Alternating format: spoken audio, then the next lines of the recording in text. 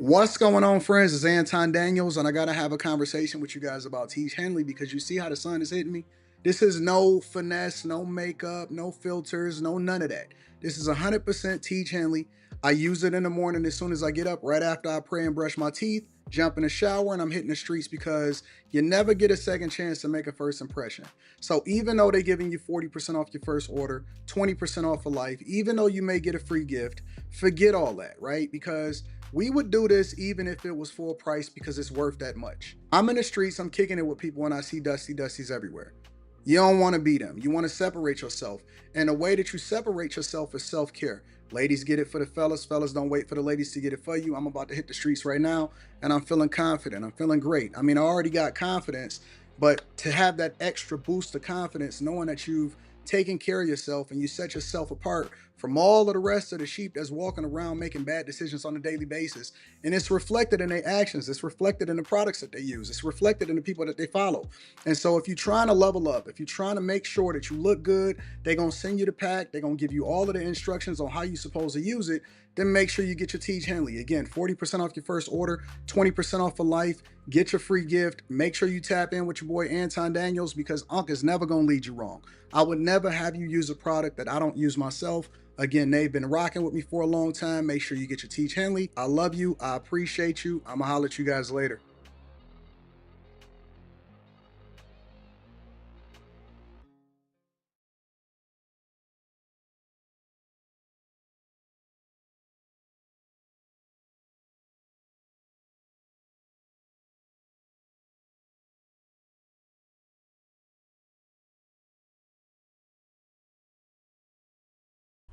What's going on? Is Anton from AntonDaniels.com. I appreciate you guys for continuing to rock with me. Thank you for tuning in for another edition of the Millionaire Morning Show.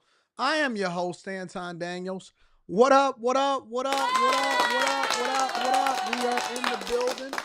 It is Monday, March 17th, 2025, year of our Lord. We are in the middle of March. We popping, we getting it in. What up to all of my friends and family in the building? I appreciate y'all for continuing to rock with me. Got some fresh white shirts. Got to make sure that the collar is popping the right way so we ain't looking dusty out in these streets. You know what I'm saying? And then we in the building. What up? Y'all tuning in for the Monday night show with Q tonight? I think that y'all are. I think that it's a bunch of people that have discovered the vlog too. Yeah, it's a bunch of people that's discovered the vlog. And so a lot of people know that I'm documenting a journey. And don't be alarmed. It's not nothing that you have to necessarily search for, but it is something that we're absolutely rocking with. So if you know, you know. This is always going to be a if you know, you know type situation. All right. That's what I want y'all to understand. It's a if you know, you know. If you got to ask and don't even trip about it, we not rocking out with it.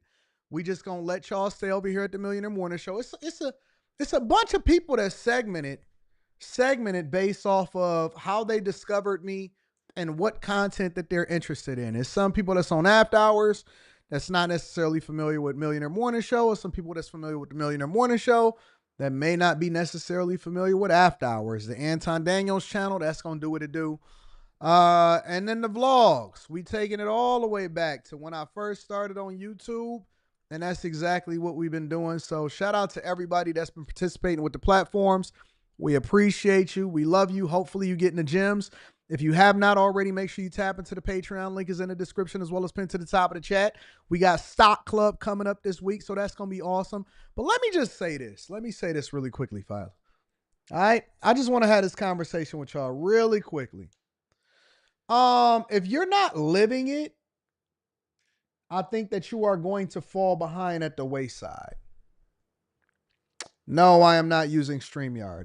If you are not living it, then you are going to fall behind the wayside, not only in regular life, but especially as a content creator. Because a lot of people now have the opportunity to see behind the scenes, you can see behind the curtain on what goes on in a lot of my life. I'm about at 72%, 71, 72%. Because a lot of people are now able to see behind the curtain, they're like, oh, now I get it. Oh, that's crazy or whatever, right? And when I say 71, 72%, I'm talking about the amount of visibility that I give y'all into my life. There are some things that I reserve, a lot of things that I reserve. But the people are saying that they want me to go to 80%, so that may be what we do.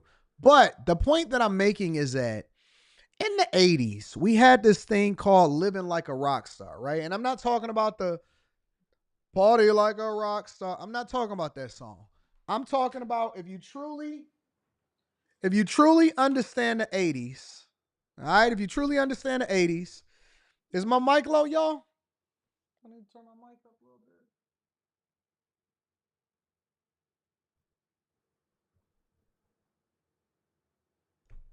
If you truly understand the 80s, then you understand that the rock stars of the 80s actually lived it. Good, bad, and different. They were really on drugs. You know what I'm saying? They really destroyed hotel rooms. They really was living the life. And the whole mantra was the people loved the music and they really embraced it. And it was to be the man that you would want men to be and to be the man that women wanted to rock with. And so what happened was people really believed it in their music, right? It translated. Same thing with hip hop, for example. Most times an artist's best work is their first album because they become so disconnected from the thing that got them there in the first place. And because they keep talking about the same thing over and over again and it doesn't resonate with the people, they fall out of favor. So you just continue to live the, look at the first album, you listen to the first album, and then you kind of try to struggle through the rest of their catalog or whatever. But most artists have one or two albums that really resonate because that was the thing that they really lived. For Jay-Z, it was Reasonable Doubt. For Nas, it was Illmatic, and then it was Written because that was a transition point in his life. You know what I'm saying? For DMX, it was Hot. What was it? Hot and Hell is whatever the first DMX album was. For Pac, for me personally, it was Me Against the World. Other people would say that it's All Eyes on Me because that's when he first got out of jail. I think that Me Against the World was Pac's best work of all time.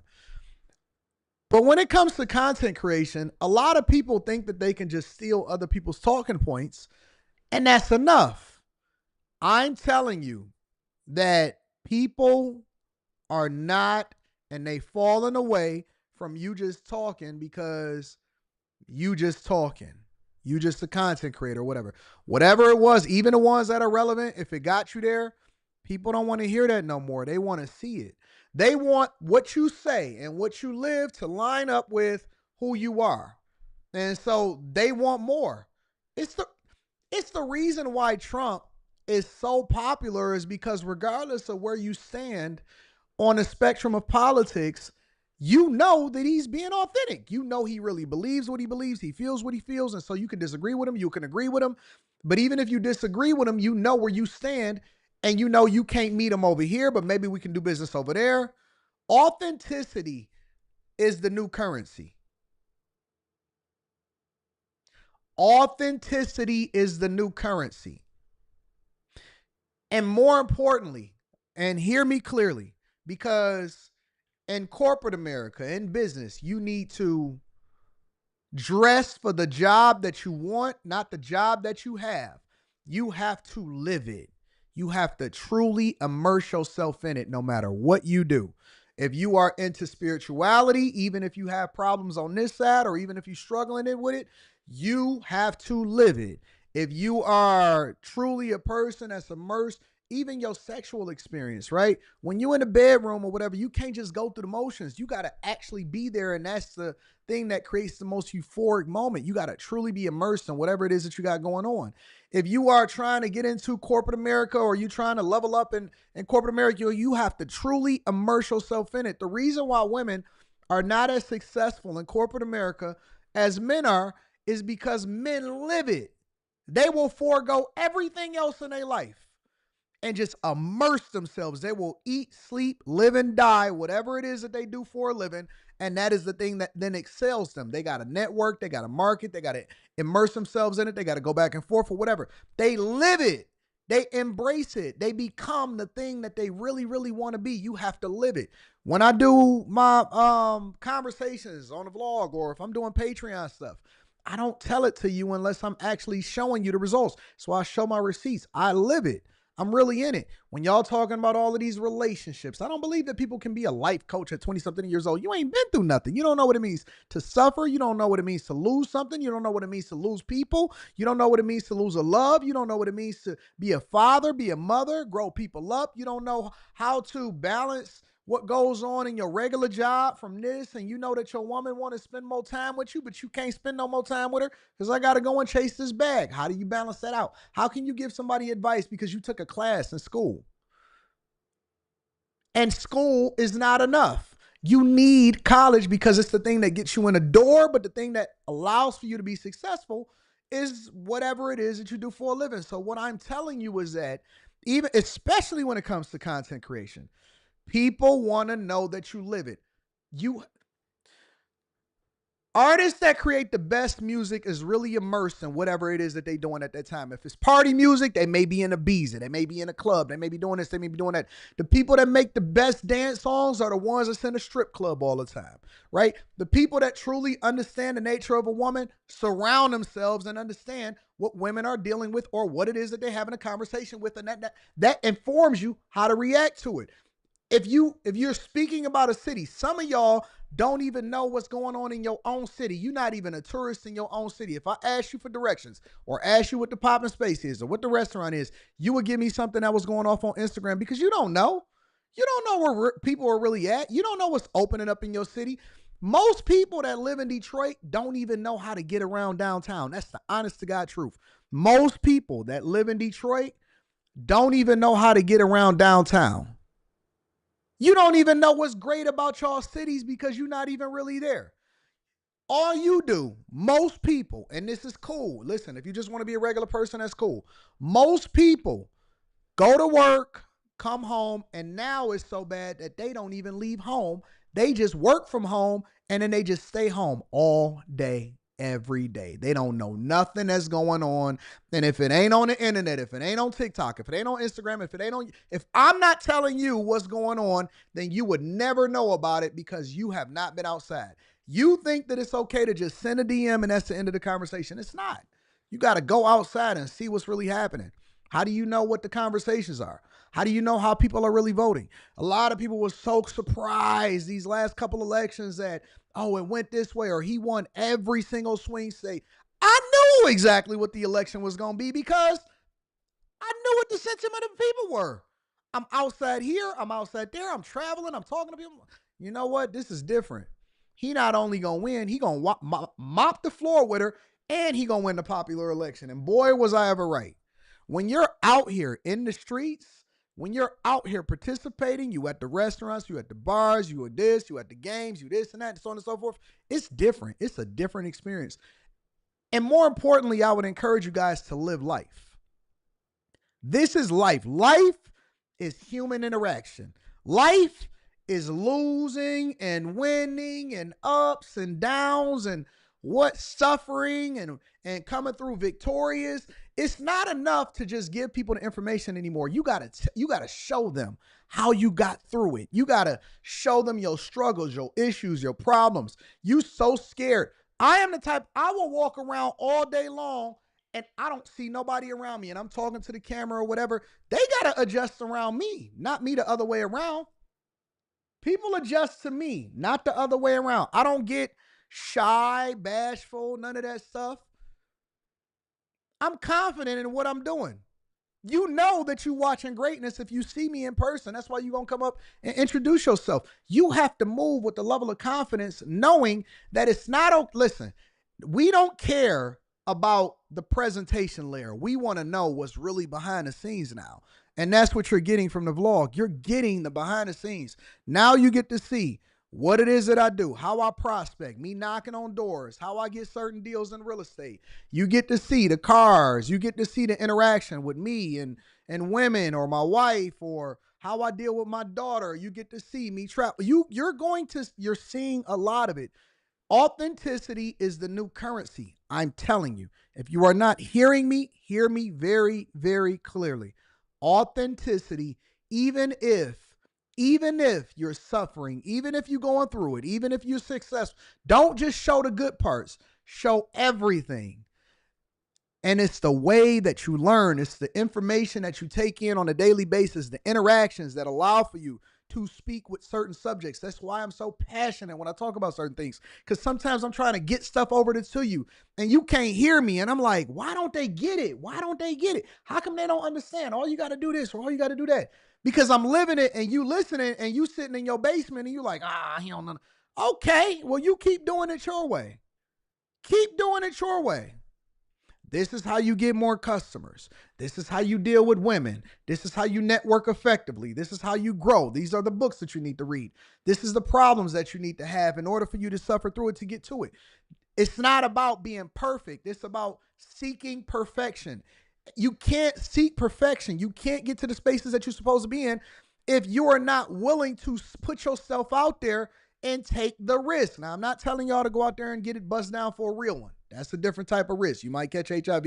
What I'm talking about is life experiences. You got to go into the office. You have to interact with people. You got to do drive-bys by your boss and your boss's boss office and say, hey, what do you think about this? And then build friends and relationships. And you got to go out to places and be confident in yourself. And you got to be able to date yourself. And you got to be able to deal with people. And you got to be able to, how do you know that you're able to deny a woman if you're not able to put yourself in the presence of women that are beautiful and then be able to hold back your impulses while still having a great conversation to nurture that part of yourself to then be able to manage women so that when you finally get some subordinates in your company or work for you, you're not always trying to bust them down every day.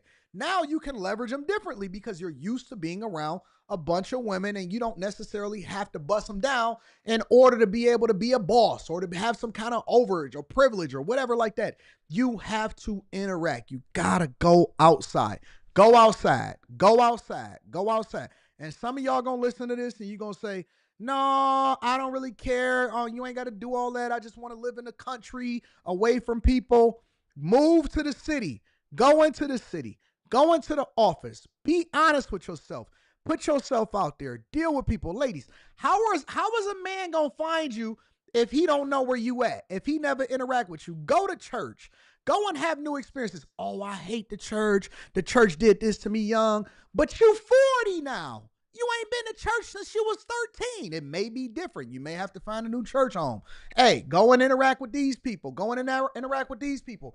You don't know. You're living in your trauma from your childhood. You're living other people's experiences that they're telling you. And I'm not saying don't take in other people's experiences. What I am telling you is that you have to get outside. Go outside. Go outside. Go bobsledding. Go snow, whatever. And you don't even have to spend a bunch of money. Go do stuff for free. Go to the museum. Go to this. Go to that. Go and do stuff. Go and take a picnic. Go and drive your car around. Go interact with people. Stop being a hermit. You're turning yourself into an undesirable. And an undesirable is a person that other people don't want to be around because they can predict what you're going to be when you're going to be it.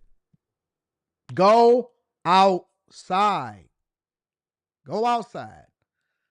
And going outside will actually cure you from a lot of the addictions that you have. You got a porn addiction, going outside and being busy, you'll find out that there's a whole nother life and you so busy that you ain't even interested in that. By the time you get home, you tired, you ain't even gonna beat one off no more. You chilling. You ain't even interested in that because you got other things that you're interested in now. If you want to solve for and deal with a lot of the things that y'all hung up on, go and do stuff that you wouldn't normally do with people that you wouldn't normally do with. Go to a country concert if you ain't never been to one. Go to a local comedy show. Go to a local rap show that's in your area. And you ain't even got to be interested in rap, but just do something that you ain't never did before. You're going to meet people. People going to like you. You're going to find your tribe. It's going to be fun. I'm telling you, go and do stuff. And now that you see what my life is like when I cut this camera off on the other channel, people like, wait a minute, you really do? Yes, this is what my life is like every day. Every day I'm doing something. I might be go-kart racing.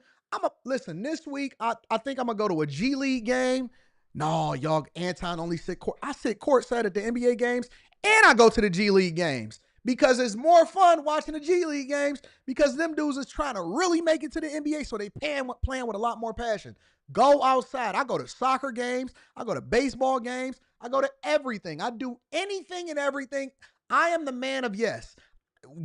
If somebody hit me up, people be like, Anton, I'm coming by the office. Come on in. As soon as they come in, all right, what are we doing today? All right, you want to go somewhere? I don't care who it is. You ready to go? Let's rock.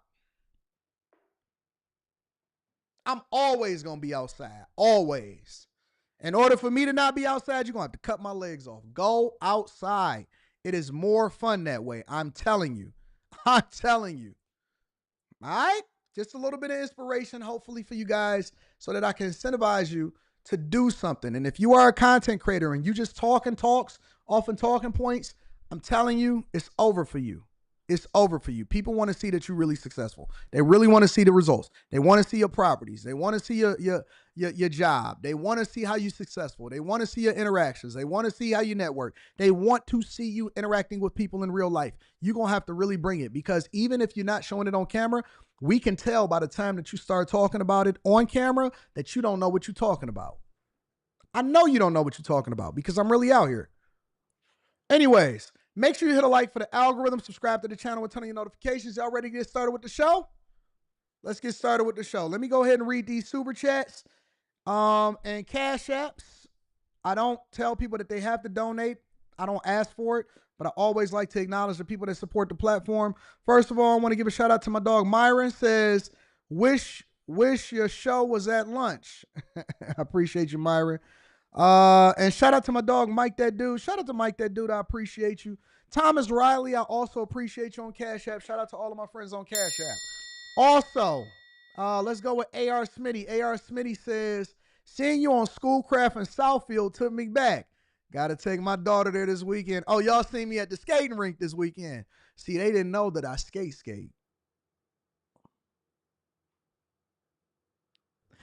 You didn't know that I told people. I was telling Slimmy on After Hours. I said, Slimmy, I skate for real. I really do this.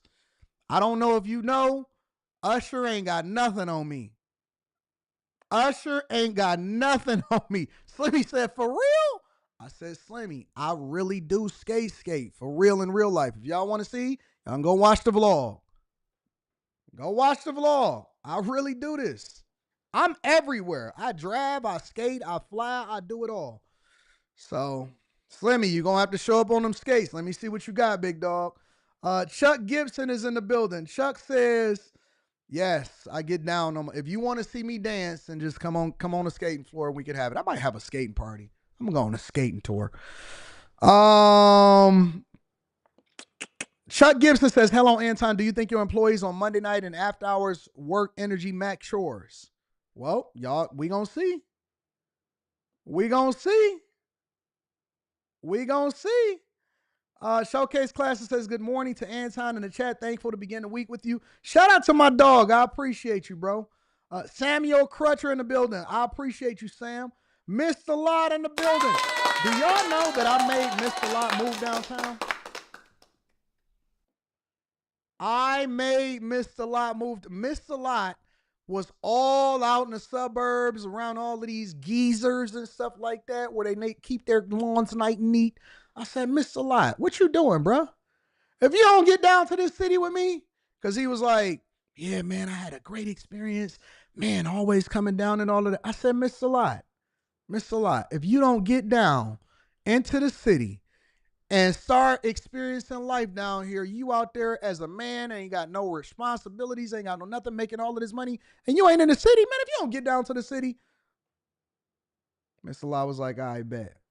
I made a move to the city. Shout out to my dog, Mr. Lot. I appreciate you. Good morning, Anton and the Millionaire Morning Show. What up, P. Shank? I love you, baby. Also want to give a shout out to Big O. Big O says, Anton, how much does an average African-American man make? And how much does a man need to make to live the life you're talking about living, to interact with people? Love your channel. This is my first super chat. I don't think it matters how much you make. I honestly, most of the stuff that I do, it costs the price of admission to get in the skating rink. You can go out to the bar and get a Coke for a few dollars and just sip on it and be kicking it with people, or get a beer. Honestly, it's not about the stuff. The stuff is like, it's like the cherry on top. It's not about the stuff, Big O. It's about your interactions on a daily basis, bro. Honestly, I think that it's about the money is going to come. That's what y'all have to understand. The money is going to come. The money comes with your interactions. The money comes with your effort. The money comes with your consistency. The money comes when you dedicate yourself to something and you do it repeatedly over and over again. You get great at it. It don't cost a lot of money to be outside, bro. Honestly, it costs a lot of money to trick off on women that y'all trying to impress, but it don't cost a lot of money to go outside. Danny Shay, happy birthday! Happy birthday to Danny. I appreciate you. Happy birthday, Danny. Cedric Johnson says, good morning, Anton, and God bless. I'm a truck driver, pretty busy throughout the week, traveling from the Northeast to Florida, then going back and doing car hauling. What is a good side hustle you would suggest for somebody with a busy schedule? Oh, with that, because you actually got to get physical. It sounds like you're already doing a side hustle. I mean, honestly, I would be buying and selling cars. I would be stacking up money and buying and selling cars. I would be flipping cars. I think that flipping cars is a really good side hustle. I think that you also should get somebody in your circle that understands you and can add value into your life in that way, and they can run that business for you and you can make them a partner. Great question. Great question. Anyways, y'all ready to get started with the show? Make sure y'all hit a like for the algorithm, subscribe to the channel, and turn on your notifications. Let's get it rocking. All right, we're going to do quick hits today, y'all. Quick hits is a segment of the show that we don't necessarily think that we need to dedicate an entire segment to, but we definitely want to keep y'all in the loop on what's going on in these streets. First things first, a young boy and girl, teenagers, one was killed and one was injured by a hit and run. Check it out. A family in Garland is searching for answers tonight following a deadly hit-and-run crash. Good evening, everybody. I'm Casey Stiegel. Thanks for being with us. According to police, the 30-year-old driver was traveling at a high rate of speed last night when he veered off the roadway, slamming into several parked cars and hitting two teenagers, a brother and sister, who happened to be out for a walk together. A 14-year-old was killed and a 16-year-old was seriously hurt. Now, at this hour, we are not identifying the young victims out of respect for the family. Class 4's Amelia Jones is live now in Garland with more on what happened. Amelia. Casey, people have been dropping off items all day at the memorial behind me. As you mentioned, right now we are not using the names of the victims out of respect for the family. I spoke to a friend of the 14-year-old girl killed, and she is still processing how she just saw her friend at school on Friday, then she was gone the next day. All day on Sunday, people stopped along East Oates Road in Garland. Some brought flowers, stuffed animals, and pinwheels. A few people hugged, and others cried. She was only 14. Sophie Sotelo came to honor her soccer teammate and friend. Garland police say she was killed Saturday night when a speeding driver hit her. The girl's 16-year-old brother was also hit and is still in the hospital. She had a whole life in front of her, and it was just all taken away like that. Garland police say the siblings were hit while crossing the intersection of East Oates Road and Miami Drive. The suspect's truck hit several parked cars, too, before the driver got out and ran from the scene with a child. Through witnesses at the scene, Garland police were able to identify 30-year-old Stetson Yabarbo as the driver and arrested him. He's now facing 2 felony charges. What made me cry is, first of all, they're people. Second of all, they're kids. And third of all, they're the neighborhood kids. Barry Fleming works at the Chevron convenience store across the street. He says that... Yo, I just want to say that it's never, ever, ever, ever a reason, unless you're doing something illegal or you're a drunk driver or something, to ever do a hit and run. That's just completely... It's no passion in that. It's like you ain't even human. It's like you're not even human, man. Like, hit and run, that's one of the most cowardly things that you can do, in my opinion. And so rest in peace to them. Rest in peace to the family members. We never want to hear that type of thing.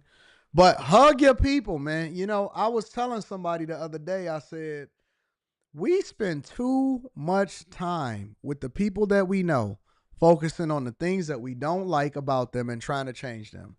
I'd rather spend all of my time focusing on making sure that I add value into the conversation. That's why I say a lot of times when I get into a situation or I'm interacting with people, I spend 98% of my time in real life focused on the things that I like about you instead of trying to change you into being something that I don't care about. Because life is too short and none of it is going to matter in the end. So you modify your time based off of who adds value into your life, and you spend most of your time focused on the thing that you like about a person. But it is, man, it is sad, it is bad, and the fact that the dude did a hit and run also, it's not right. It's absolutely not right. In addition to that, protesters was at the National Mall trying to get Trump impeached. Check it out. Good evening. This protest down here on the mall lasted just over 4 hours, with many of the people who attended identifying themselves as veterans who are very angry with President Trump and DOJ for the cuts that are being made. Many of them came with homemade signs similar to one that said, "This is a nation of laws, not kings." They're very angry with President Trump. They think that he should be removed from office. The homemade signs were everywhere. No kings, no DOJ, no cuts to VA. Stop the coup, and I serve no kings. For well over an hour, they listened to speaker after speaker point out what they called Trump's abuse of the office of the presidency. Harry Dunn was there, the former Capitol Police officer who fought the mob on January 6th and ran for Congress in Maryland. Donald Trump has referred to January 6th as a day of love. Hold on. This right here is love. I feel this. I love you all. And you all give me a little bit of whatever the hell I got inside of me that makes me want to keep going and not stop. The protest was organized by comedian Cliff Cash and the 14th Now, a group calling for Trump's removal from office. You cannot beat lawless people with laws. You cannot beat people with rules who do not and have not ever followed rules.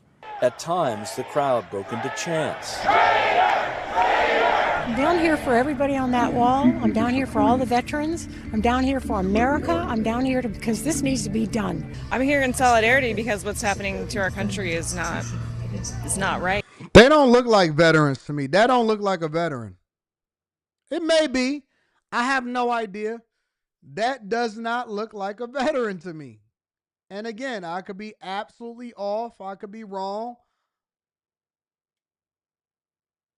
I could be absolutely wrong. But that, for some reason, listen, I believe that it's a lot of these people that's paid actors. All of these people, in my opinion, could be liberals. And it is what it is. Listen, y'all lost. It just is. We suffered through a countless amount of Biden administration issues and problems. We did. We suffered through Biden and all of that stuff. And now we're 40 days, almost 50 days in to this administration. And now y'all want to get upset? Somebody said that's an officer, Anton. I'm not talking about the person that was speaking, that was running for office in Baltimore that lost.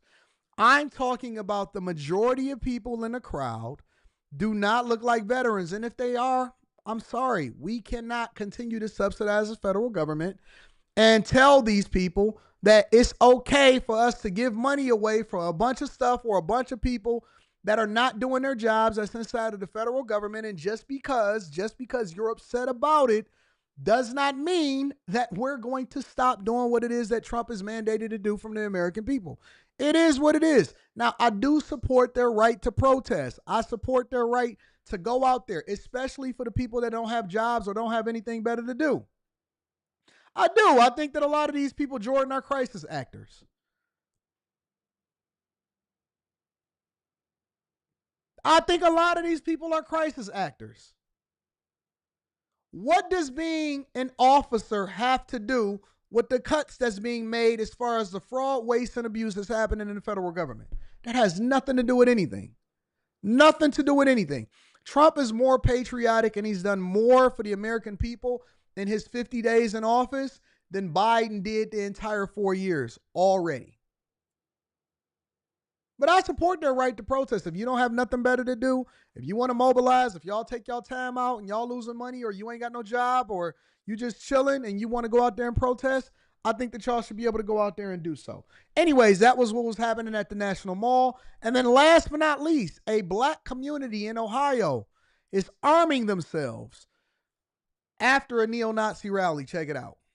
Turn now to one community in Ohio. These are civilians, members of the Lincoln Heights Safety and Watch program. It's a duty. Okay, let's go. The duty, protecting their neighborhood, the majority black village of Lincoln Heights, Ohio. After neo-Nazis held a rally here last month, carrying rifles, waving swastikas, and hurling racial slurs, just moments before children were let out of school. At the time, law enforcement officials said the neo-Nazis did not break any laws, but an investigation by county prosecutors is ongoing. Weeks later, the KKK came with these flyers. First African-American community above the Mason-Dixon. Wait, what did the flyers say? Let me see what they say. With the leave now, self-deport, or avoid detention. Is that a KKK flyer? Let's continue. These flyers. First African-American community above the Mason-Dixon line of Safety and Watch Group spokesperson Anton Daniels says the police did not do enough, which was more chilling because the town was founded in the 1920s as a safe haven for black residents. Lincoln Heights is our home. If somebody broke into your home, you call the police, and the police says, you know, if they do it again, we haven't broken any law, so we're just going to allow them to break into your home again. What would you do? Are you worried at all that having a potentially armed response could just create more friction, create more danger? I'll answer that by saying I've never felt safer as a black man in my community than I have right now. The mayor of Evendale, which oversees the police force that responded that day, said in a statement to NBC News, "Our emphasis on de-escalation and public safety resulted in the incident's resolution without injuries to any of the persons involved." But residents here say they can't afford to wait. Every day, the Safety and Watch Group escorts children to school and patrols the streets. Why do you all wear masks? Those Nazis, we have reports of them finding our backgrounds, so we're not hiding ourselves from the residents, but we're protecting our family from what we're doing out here. While many locals do support the security group, some, like business owner Eric Ruffin, say they wish the group wasn't needed. We don't want to become what we hate. You know, we don't want to become a group of people that walk around feeling like we have a reason in America to have to protect ourselves. And this community stand up. Stand up. Is not backing down. So let me tell you what my thoughts are on this. And it may be a little bit controversial, but I have to be honest regardless of how you feel. My thoughts are, I believe that these black people have the right to arm themselves as long as they're not breaking any laws. And if they want to patrol their children to make sure that they get to school safely, they should be able to do so. I also believe the other group, if they're not breaking any laws, then you cannot prosecute, you cannot arrest them because they are not breaking any laws. Here's the controversial part. How come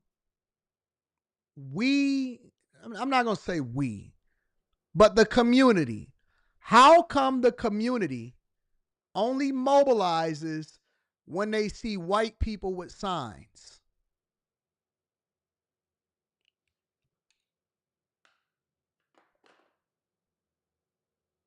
Why don't we do this when we see black people or we see gangs within our community or we see drug dealers doing this inside of our communities? How come? Oh, I'm sorry. This is the controversial part because I know that this is the part that we're not supposed to talk about. Why do we only mask up and arm ourselves and make sure that we're vigilant and drive out the people that we don't necessarily like when it's people that say that they're white people that are racist against black people? How come we don't do this with our own communities against other people in our own communities?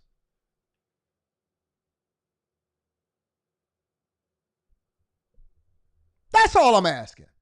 I believe that they have the right, as long as they're not breaking any laws, to be able to do whatever it is that they want to do under the Constitution and within whatever governing body that's happening within a state and a city.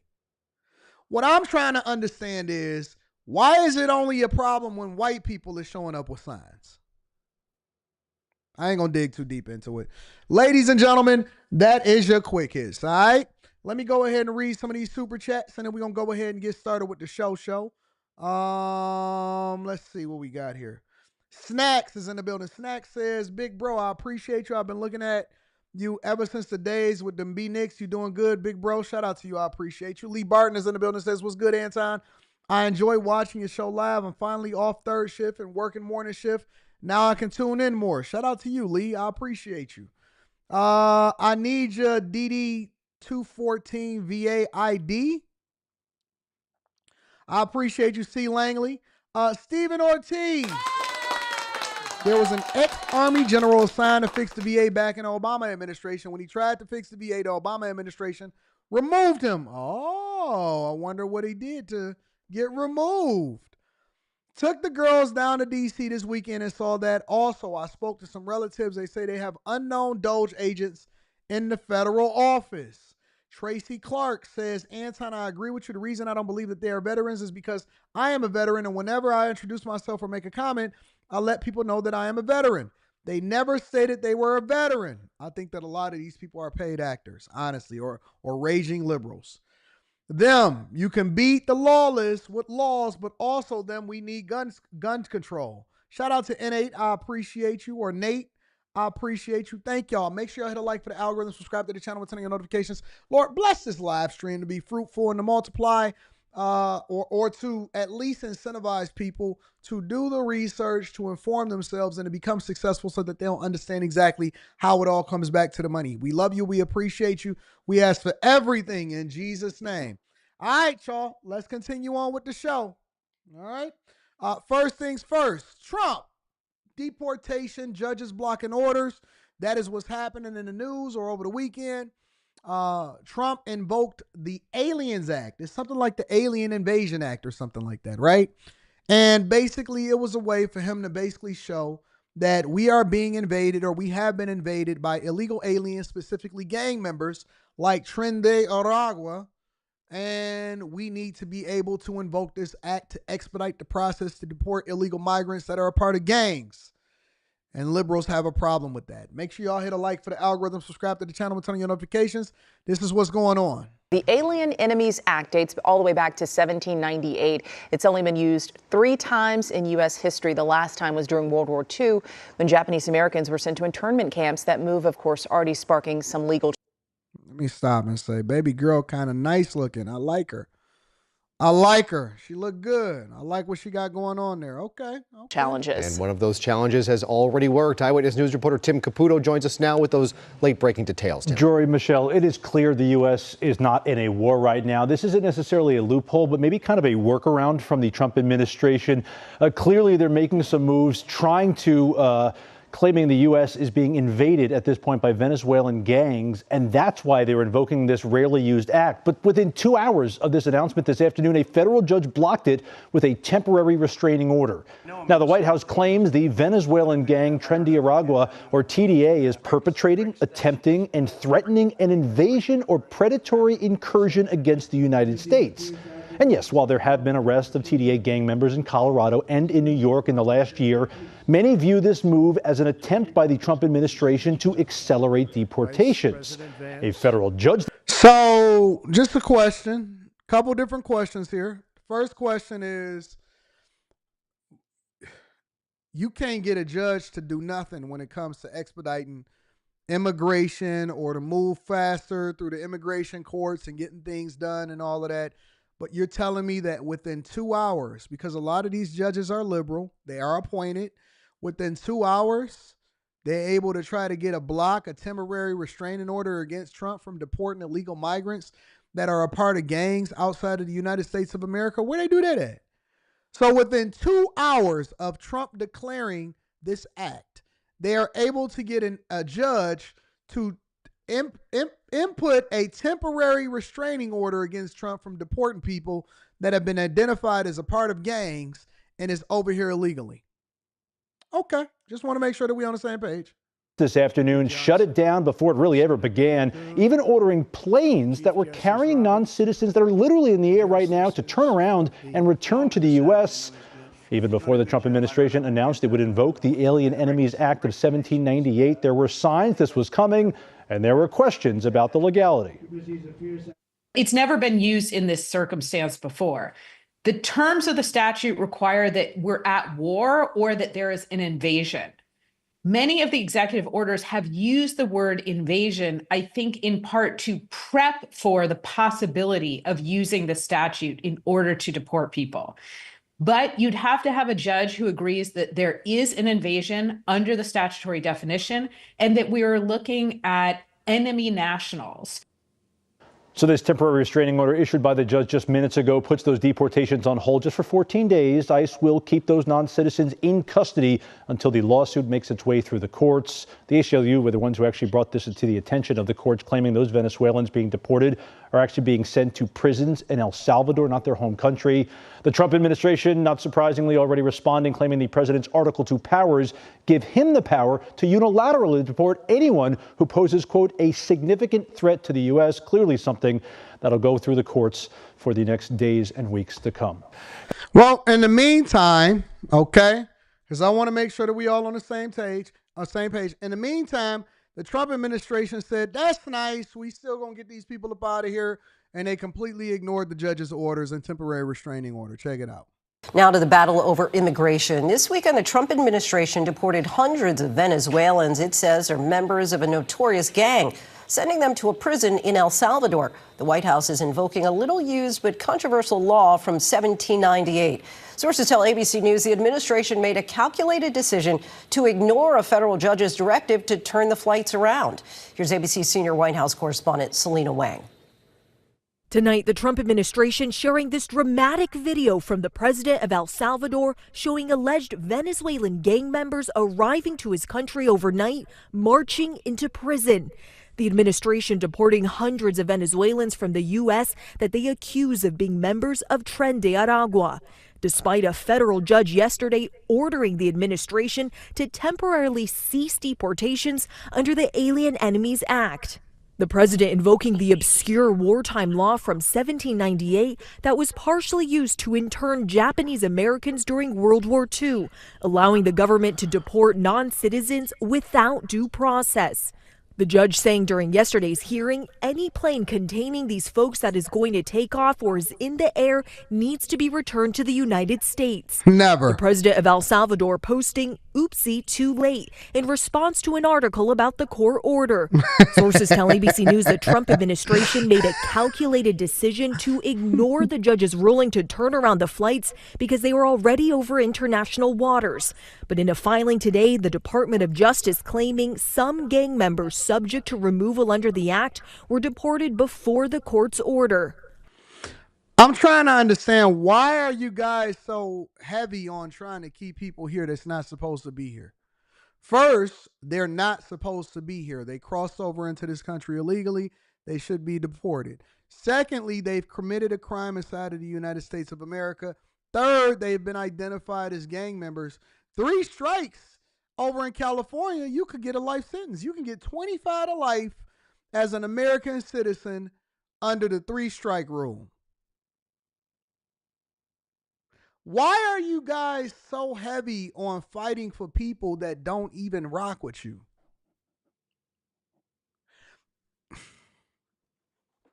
Y'all don't even fight for your own family members as hard. Your homeboy couldn't even call you and say, hey, man, can I get $50 to tide me over until Monday and it's Sunday, and I give it back to you tomorrow. I get my check on Monday, but I'm having a little difficulty because I got to make sure that I feed my family. Your homeboy could call you and you would bang on him. Hang up the phone on him right in front of his face. And you spend more energy, more time. You giving the causes. You're making sure that you're donating to Democrats that stand against immigration and illegal immigration inside of the United States of America. Y'all such traitors.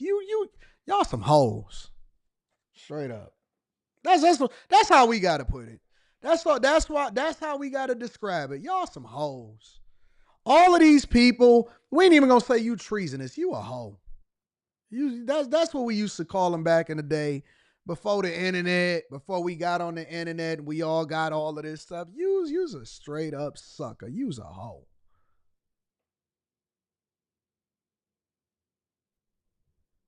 You won't even hold your own homeboy together. You just against anything that this administration do, that's good for Americans. You didn't even want them in your own neighborhood, but now you want to protect them because Trump is deporting them. What is you talking about, fam? We getting them up out of here. America is closed for repairs. We don't have the capacity to let anybody in here that is not supposed to be here, let alone the fact that you are an illegal migrant and a gang member. So you came over here with the teardrop. At the very least, they wasn't profiling for the teardrop. You seen the MS-13 across the chest. You seen the Trendre Oraga tattoo on the arms and all of that. And you was like, yeah, come on over here inside America. It's okay. We know that you're going to be a better citizen than you were in the place that you came from. Nah, don't worry about it. Even though you got out of jail, we just going to go ahead and let you come on over here and do what you want to do when you want to do it.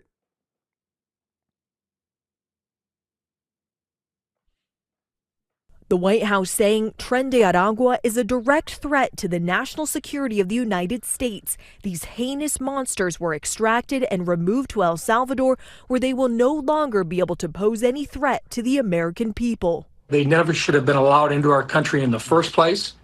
It's our responsibility to protect our families, to keep our streets clean and safe. And that's exactly what the president said he was going to do, and that's what you're seeing being executed right now. We will follow the law. Lindsay, President Trump is thanking the president of El Salvador for accepting the alleged gang members. And tonight, a White House official tells me that the administration has been in compliance with the court order. The Trump administration is now asking the D.C. Circuit Court to halt the federal judge's decision. Lindsay?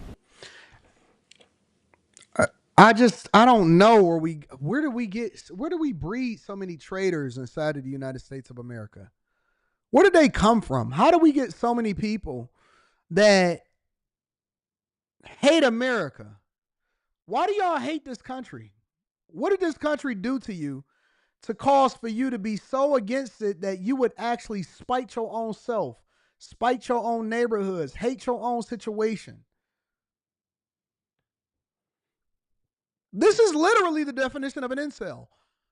Y'all are incels against America. You an incel against Trump. You know how they say, oh man, men are incels when they hate women. Y'all incels. You hate America. You hate American values. You hate men and women getting married. You hate men playing in men's sports and women playing in women's sports. You hate women having their own bathrooms. I was over the weekend, I was looking at a woman and she had opened a woman-only gym, right? She had opened a women's only gym. And I don't know exactly where this gym is located, but it was a black girl and she opened up a women's only gym, which you should be able to do whatever you want. As long as you're not breaking the law, you should do what you want to do. If you want to open up a bakery and you only want to sell to Indians, then you should have the right to do so. You might go out of business because you only marketing yourself to Indians, but that's on you. So you're not going to get rich. That don't hurt me because you don't want to sell me no pie, no whites only pie. I don't care. It don't make me no difference. That means that I should have been making my own pie in the first place. Thank you for not giving me diabetes. Anyway, I probably didn't need the pie. I'm trying to lose weight anyway. I'm not tripping about it, right? But let's say hypothetically, because the woman she opened a women's only gym. Do you know who came against her? Who got pissed off for her? She's a huge content creator on TikTok. Women. Women were the ones that were pissed off at her. And you know why they were pissed off at her for opening up a women's only gym that was only for women? Because kind of her reasons was kind of like, oh, we tired of men hitting on us at the gym and, you know, men are misogynistic or whatever. And, you know, I didn't agree with it, but okay, cool. So you wanted to solve for a problem. You wanted to market yourself to only women. Awesome. You know who came against her? Women. Do you know why? because she said that she would no longer allow for trans men to come into her gym to work out with the women. You know about it, Blasian. You know about it. She said that, and it was a bunch of other people that was on the platform pissed at her. They got mad at her for not being inclusive of men that identified or dressed up as women wanting to work out at the gym because they were biological men, and her facility was not set up for, nor was she interested in serving anybody that was not biologically born a woman, and they had a whole fallout about why she wasn't inclusive. So her whole thing was to be misogynistic and have a feminist mindset, and that's how she marketed herself, and it came back to bite her, and people was pissed at her. That is what we used to inside of America. Make sure y'all hit a like for the algorithm, subscribe to the channel, and turn on your notifications. Let me read a few of these super chats. Crazy. I started to do a whole live stream on it, but I was like, nah, I got better things to do. Freethinker 513 says, I was born and raised in Lincoln Heights. The neighborhood is crime and drug overrun and has been since the 80s. They are concerned about folks protesting in the community, but not the drug dealers. So glad I made it out. So now we got people that's better understanding and know what's really happening. Top-notch rocker in the building says, AD, I'm not sure if you're aware of this story. Mystery surrounds teen twins found shot dead on Georgia Mountain one day after missing a flight. I wasn't familiar with it. Send it to me, big dog. Thank you, top-notch. Master Immigration says, hey, blackity blacks. Damn, they never fought for y'all like that. They don't even mention y'all. Okay, hold on, Master Irrigation. Don't blame this one on autocorrect. I know autocorrect did not do this.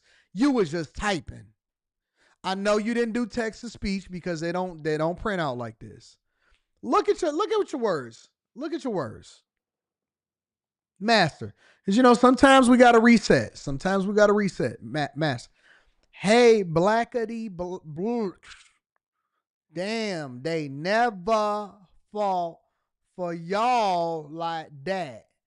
They don't even mention y'all. They only talk about rules. They don't say illegals. Rules. Don't y'all feel dumb? Master Irrigation. We got to do better, big dog. We got to do better. I appreciate the super chat, but we got to do better, Master Irrigation. All right? Thank you. Appreciate you. Tremaine Butler says, because I can deal with a little bit of ebonics, but I can't deal with that. You got me out here looking crazy because if somebody just listening to me, they're like, why Anton can't read? It ain't me. It's the super chat. I agree, Anton, as blacks definitely got to protect ourselves, but we need to do that in rough, violent neighborhoods. That whole processing is dumb. Thank you. I appreciate you, Tremaine. Wakina Barton. Shout out to Wakina. What's up, baby girl? Says, hey, Anton, first time watching live. My husband, Lee Barton, absolutely loves you. Could you wish him a happy birthday today? Happy birthday, Lee. Happy birthday, big dog. We love you, Lee Barton. Shout out to you from your wifey, Wakina. Shout out to wifeys out here. Wyatt B856 says, the people who want the immigrants in the United States don't want them living in their neighborhoods. They just pass them to all of the poor communities. But the blacks love to vote these people into office. Courteous Contemplations goes on to say, I watched the Gym one too, but all I can say is that the Supreme Court backs if you only want to do service for one group or reject the group due to your religious beliefs. I agree.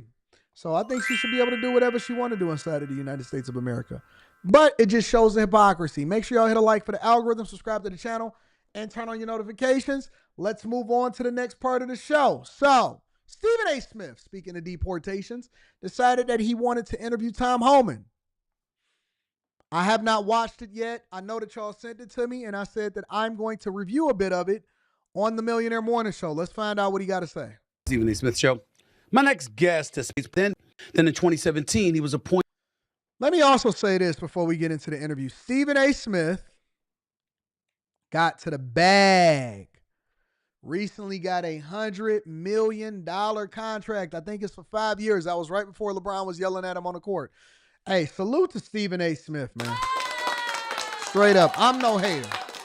I'm no hater when it comes to making sure you get to the bag. I may disagree with him when it comes to him flip-flopping and acting like he a Democrat or he's an independent when it comes to politics, but I am no hater. Stephen A., salute to you, salute to you, salute to you for getting that $100 million contract. I believe in getting to the bag, especially if you're fleecing it out of Disney. Get it, Stephen A. Let's go ahead and find out what he had to say to Tom Homan. Great. For being on the show. Let's get right to it. I wanted to remind our audience that you served under President Obama. He tapped you to lead the Immigration and Customs Enforcement's deportation branch in 2013. How does your role differ now between the Obama and the Trump administrations? How does it differ from what it was then to what it is now? Well, look, under President Obama, I was the head of enforcement removal operations. When I was there, we oversaw the removal of just shy of 3 million illegal aliens. Now I'm the border czar under President Trump. I have a direct report to the president here. So I overlook what the president assigned me on this new role. I oversee border operations. I got 3 goals: secure the borders, run a deportation operation, a massive deportation operation, and third, find missing children that were smuggled into the country. And the last administration lost track of them. We need to find these children because many of them will be in harm's way. Many aren't, but we need to find these children and make sure they're safe. I mentioned that Donald Trump had appointed you as acting director of ICE in 2017, but you retired in 2018. What happened then, and why are you back now? Because you stepped away, but obviously you came back. You served over 30 years. I mean, you've given your service and what have you, and you could have retired and went out into the sunset, but you came back. Why did you feel compelled to do so? So please share that with my audience. Well, it's the second time I came back out of retirement from President Trump. Didn't make my wife real happy, but how do you not come back? I mean, under the last 4 years, I wake up every day upset over the last 4 years because we had the most secure border in my lifetime. And I've done this since, as you said, 1984. It's the most secure border in my lifetime. The numbers proved it. And what the last administration did when they opened the border up, I knew every day when I woke up, more women and children are being sex trafficked across an open border. More Americans would die from fentanyl overdoses, poisonings because of an open border. Sex trafficking in women and children would increase on an open border. And more no-inspected terrorists and people on the watch list would get into the country through an open border. So, I was insulted that President Biden took the most secure border in my lifetime and unsecured it on purpose. And I mean that. Look, I worked for 6 presidents starting with Ronald Reagan. Every president I worked for, including Obama and Clinton, took steps to secure the border because they clearly understood you can't have national security if you don't have border security. President Biden is the first president in history of this nation who came in unsecured the border. So it upset me because I knew every day someone's going to die crossing that border. Women are going to be sexually assaulted crossing that border. So when President Trump called me, he asked me if I'd be willing to come back and help fix that border. I didn't hesitate. I came back because I think it's the right thing to do. You've worked. So, again, and this is one of the things that I say on a regular basis, Democrats are hypocrites. The thing that you signed up for, and maybe this is just not the Democrat Party from the early 2000s and the 90s. Democrats are hypocrites. He worked under the Obama administration. He worked under the Clinton administration. He's worked for both Republicans and Democrats. And it's unfortunate that border security and illegal immigration into this country has become a divisive topic between conservatives and liberals. You know what I think? I think it's because we've let too many people in here from other cultures. I believe we let too many people in here that are from other cultures that does not espouse, believe in, or exalt American first values. And I believe we've been infiltrated so much so to the point to where it's not just a liberal agenda, it's an agenda that comes from other places that are now dividing America, because America is not America first anymore. America is a place of a bunch of people that got here that tried to take advantage of the system. And then as a result, they're advocating against traditional American values, and they bring in all of the places that they came into. And now it's become a divisive issue because Americans serve more than one master. They don't serve the American people. They serve in agendas now. That's what I believe. In my heart, in my core, I believe that we have too many people here that do not appreciate and does not espouse American values. And so now you got a bunch of politicians that are bending over backwards to make other people feel comfortable that are not originally from here and has brought their other countries and their other cultures here. And they saying that we need to acknowledge where you from instead of acknowledging what happens here in America. And we've lost that. We've completely lost that.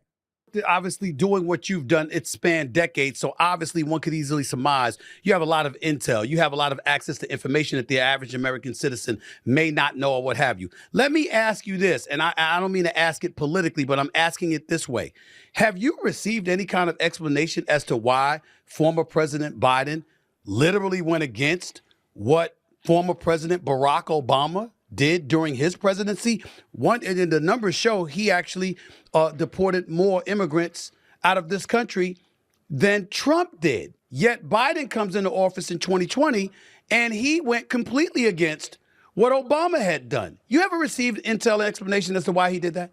Stephen A. Smith, just tell us that you're a Republican, bro.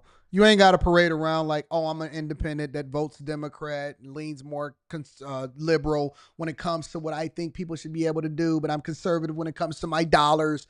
Just come on, man. Just say that you are a Republican, bro. Just do that.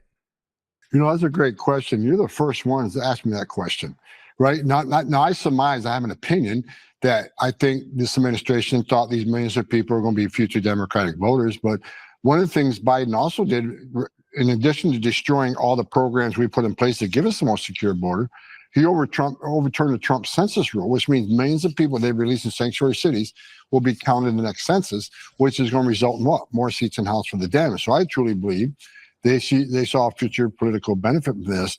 But you're exactly right. And I've said this. Why do I think he did it on purpose? Because Joe Biden was vice president under Barack Obama when he had those record removals. Alejandro Mayorkas was a deputy secretary under Obama when he had those removals. So he's talking about Mayorkas. Who is Mayorkas? Do y'all remember who Mayorkas is? Mayorkas was the head of Department of Homeland Security. He was the person that all of the people that was going after him, all of the Republicans was going after him during the Biden administration because he was the one that sued and was basically executing on what Biden was talking about was happening at the border. So when, for example, Texas was being sued by the federal government to open up their borders and to not protect themselves with barbed wire and stuff like that, Mayorkas was the person that was at the head of the Department of Homeland Security, which also encompasses the Secret Service. When you seen it was failing at the Secret Service and they was holding people accountable for Trump, the attempted assassination on Trump, guess what?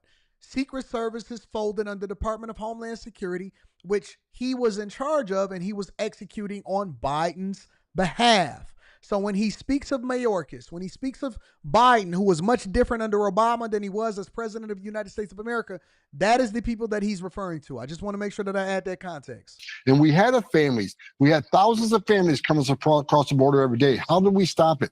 We built family residential centers. We held them long enough to see a judge. 90% lost a case, 90%. So we put them in an airplane, sent them home, border numbers tanked.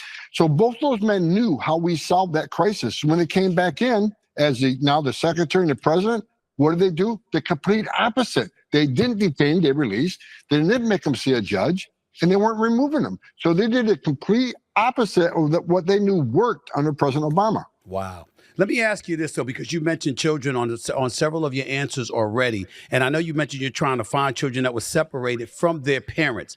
How does that process work, actually? How do you go about the business of finding, children that have been separated from their parents? Well, look, I'm going to be honest with you. I've been honest from day one. That is going to be the hardest out of the three goals that I have. That is going to be the hardest, and for obvious reasons. 500,000 children, more than 500,000 children were smuggled in the country, separated from their parents, put in the hands of criminal cartels to be brought in this country illegally. And, thank you, and I, we leave our child in a car in the middle of summer, we'll get arrested. Facts. These Facts. 500,000 children were put in the hands of criminal cartels, released into the country by the last administration. The last administration was concerned about one thing: optics. So the instructions to ORR, which Yo, we got over 4,600 people and growing on YouTube watching this live. If you guys can do me a favor and hit a like for the algorithm, subscribe to the channel. If you've been here more than once, and turn on your notifications, I appreciate you. You guys are the greatest audience on earth, and I'm making an effort to make sure that I include you because the audience is my co-host for the show. Thank you, thank you, thank you, and send it to your family and friends. Division HHS was to process release as quickly as you can, because if there's no overcrowding, we can say the border is secure. Nothing to see here, right? Even the secretary of HHS, Becerra, he on stage several times, he was bragging how quickly they release these children to so-called sponsors. Here's the problem: they didn't vet these sponsors appropriately. Under the Trump administration, we did DNA testing. We not only vetted the sponsor, we vetted everybody in that household to make sure there wasn't a child predator in that household, make sure there wasn't a gang member in that household. We took a lot of steps to make sure these children are going to be safe when they're sent to the sponsors. Under this administration, the whistleblowers at HHS has made it clear many of these sponsors weren't fingerprinted, many of them, they weren't run through record checks, and many of the identification they provided was not assured that it was legitimate identification. So here's the issue now. We got 300,000 children we need to find. And there's a way to find you and me, Stephen. We have a footprint. We have a digital footprint. We own homes, okay. We own cars, we pay bills, we got loans, and we got utility bills, whatever. They can find us. But a child don't have that digital footprint, which means we got to use the digital footprint of the sponsors and what information they provided. And we know a lot of the information is fraudulent. So it's going to be a difficult job. I can tell you right now, we'll find some of these children, and not every one of these children are in harm's way. Many of them will find they're with their parents, but many of them are not, based on.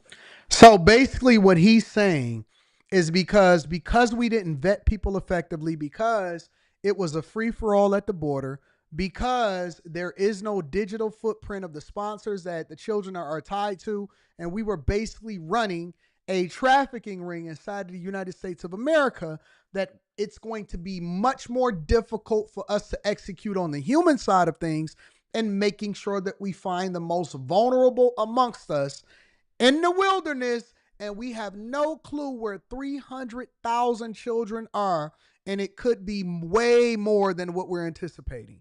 He's saying because the Biden administration failed to do the very thing that they said that we were supposed to do at the border, and preventing people from coming over here illegally, which then incentivized people to come over here illegally.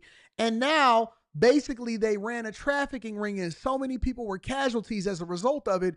It is going to be difficult for us to account for it. And even though it is difficult, it doesn't mean that we're not going to execute and do our job. That was a phenomenal question. Shout out to Stephen A. Smith for asking that question. But that is a lot of context. And this is the part that we don't have a conversation about. When all of these liberals are saying, oh my God, keep the borders open. Anybody deserves to come over here. They're just imaginary lines. No, they're not. There's a reason why rules are in place. And the rules most of the time are to protect you. It's like my daughter, right? When I talk to my daughter, and let's say, because the rules in my house is the same rules that I was raised on. And the rule is there are no rules until you do something that then forces me to put a rule on you. So when I was growing up, I never had a curfew. I never had a time that I had to be home. I never had to be home before the street lights. I never had to do this. I never had to do this. I never had a bedtime. I never had anybody that was waking me up or anything like that. I had no rules. And that was what was given to us as children all the way up until adults. And my mother and my father often would say to me, Anton, the only rules that you have is the rules that you create for yourself. So if you're just going missing at night, because a logical person that is raised in a great environment, my parents taught me, call. Make sure you're where you're supposed to be. Don't do anything that's unsafe, so on and so forth. So if I was over my friend's house, or I would leave and say, hey, Ma, hey, Dad, I'm going over such and such, or I'm going over my cousin's house. Such and such is coming to pick me up. I'll be back at this time. Oh, okay, bye. Have a good time. And then I would call and say, hey, it's getting a little late. So what I'm going to do is I'm going to just spend a night over here. And then such and such said that he'll bring me back in the morning. You know his mother here. I'm going to put you on the phone with his mom. Everything is cool. Oh, okay, cool. It's being fine. So I never had a bedtime. I haven't never had, because they expected for me to be responsible for the things that I was doing. And it's the same thing for my daughter. She don't have a bedtime. She don't have a curfew. She don't have none of that stuff. But if I just so happen to go missing and I'm into something that I'm not supposed to be in, and I get picked up the next morning for skipping school and I'm over here with some hoes, guess what? Okay, well, now I got to put some rules on you. Now you can't do this, you can't do this, you can't do this, you can't do that. And the rules that we had was the rules that we created for ourselves through bad behavior. And the Biden administration don't understand, because what my parents then told me the first time that I had got rules on me, because I was confused. I'm like, man, I can't take this. They said, well, rules is created to protect you from yourself. She said, rules ain't for me. Rules are for you, because you can't handle yourself and you're going to put yourself in a situation that you can't get out of. So I have to give you rules to protect you from yourself. And the reason that we have laws and rules on the books here in the United States of America, including immigration laws that should be implemented at the border, and we need to enforce them, is because not only for Americans, but also for the very people that are going to be trafficked across the border, such as these children that then become the collateral damage of the Biden administration that didn't enforce the laws and the rules on the book, which incentivize people to come over here illegally and do stuff, and also people to make a whole bunch of money off of a bunch of missing children who we have no clue where they at today. No clue. The rules on the books here in the United States of America are here for you and your protection. Even illegal migrants that's not supposed to be here. It's for their protection. It's not just because we want to have rules on the books. They come across because they are instituted and they're created at a time where people are doing things that's not in their best interest, and it kills people. It hurts people. It then creates trafficking. It does all of these things. That is why the rules are on the books and why we need to enforce them. So when I see these liberals and these Democrats all the way back until 2021, and they're trying to tell us, oh no, we shouldn't enforce the rules that's on the books. What are you talking about? Tell that to the 300,000 kids that's missing, that now during the Trump administration, we got to get Tom Homan and ICE to do investigations to try to go through the things and fix and repair all of the stuff that happened during the Biden administration, and y'all was willing to vote them in for another term? You want to vote them in for another term? Tell me you hate other people without telling me you hate other people. Tell me you a monster without telling me you a monster. Tell me you care more about men being in women's bathrooms than you do about humanity and people dying at the hands of traffickers, and continuing to incentivize each other to run up a bag so that they can get rich off of your children, off of somebody else's children dying at the border.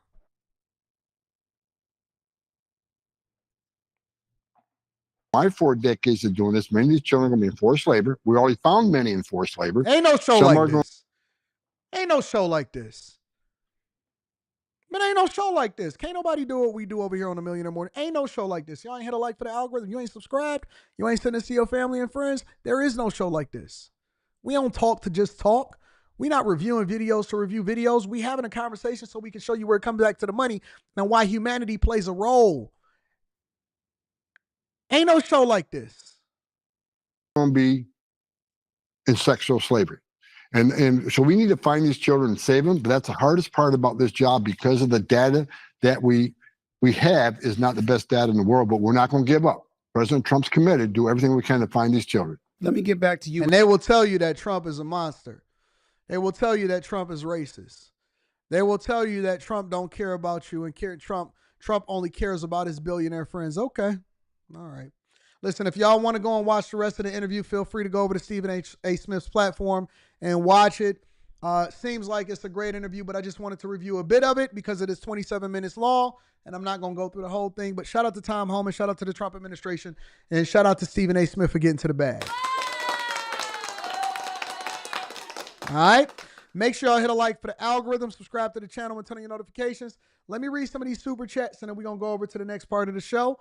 Let's start off with Master Irrigation. Says, I was driving, big dog. Well, you should not be texting and driving, but shout out to you for correcting your speech. I appreciate you, big dog. Yeah, hold on. Let me get this. That got me fired up.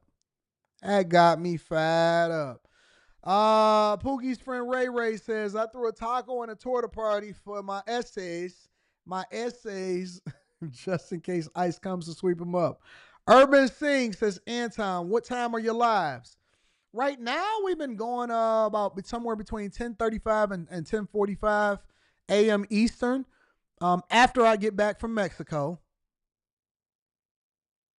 I'll tell you all about that on the vlog. After I get back from Mexico, because I got to go down to Mexico. I shouldn't even be saying it out loud.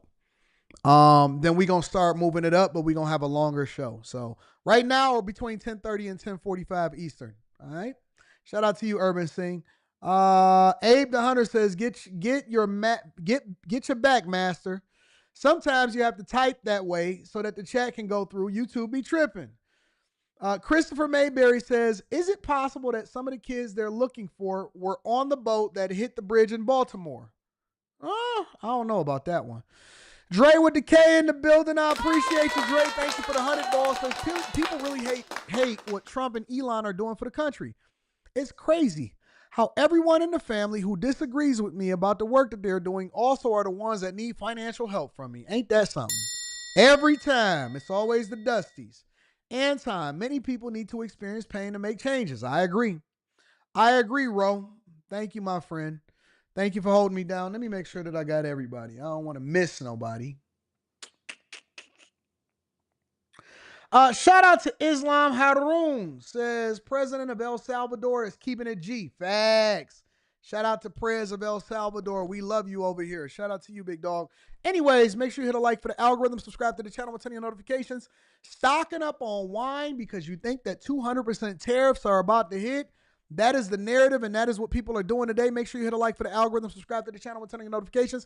Make sure you tap into the Patreon. Link is in the description. We got Stock Club coming up. I'm going to show you how you can capitalize off of what's going on in the market. Let's get it. Welcome back. President Trump is threatening to put a 200% tariff on wine, cognac, and other European alcohol imports, including champagne. That is all in response to the EU's decision to put a 50% tax on U.S. whiskey, following Trump's 25% tariffs on steel and aluminum.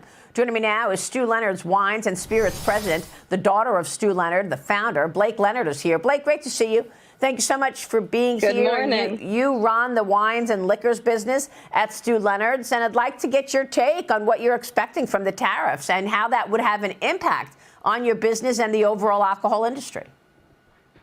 Thank you, Maria. Good morning. Well, every year about 4 million of the wines and spirits that we sell that go out the door, half of it is from Europe. And so, really this tariff would be, have an impact on those sales of those products on the shelf. What's really interesting is over the weekend, being in our stores, customers were stocking up. And, it is an uncertain time. We don't know what's going to happen. But, it doesn't hurt to go out and grab your favorite bottle of wine and spirit right now, especially tequila or champagne. Yep. Yep. Are you looking at people say, well, now that I know tariffs are coming on French and Italian wines, et cetera, maybe I should buy American?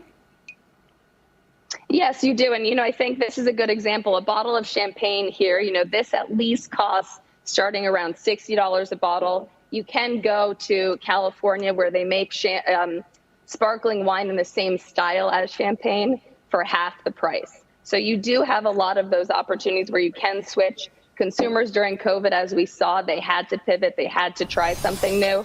The same thing here, Sancerre from France that only can be made in that certain region. You can go and find a great bottle of Sauvignon Blanc from California. So wait a minute. You telling me now, listen. I don't know, so I just got to ask the question. I want to make sure that we all on the same page. Are you guys telling me that people are that drunken, that people are so obsessed with drinking and wine and bottles that they are pre-stocking up and filling up on wine because they are afraid, not that they won't even have access, but they're afraid that they're going to get tariffs on it? I can't think of anything, not one thing in his lifetime, that I would be so afraid of losing on a consumer side that I would feel compelled to have to go and stock up on it. Even during the pandemic, when all of y'all was running out there and y'all was getting mad and going crazy and stocking up on toilet paper and paper towel, I was looking at these people. I said,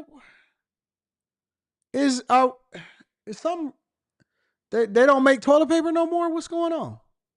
Oh my God, we're all gonna run out of toilet paper, and people were stocking up on Kleenex.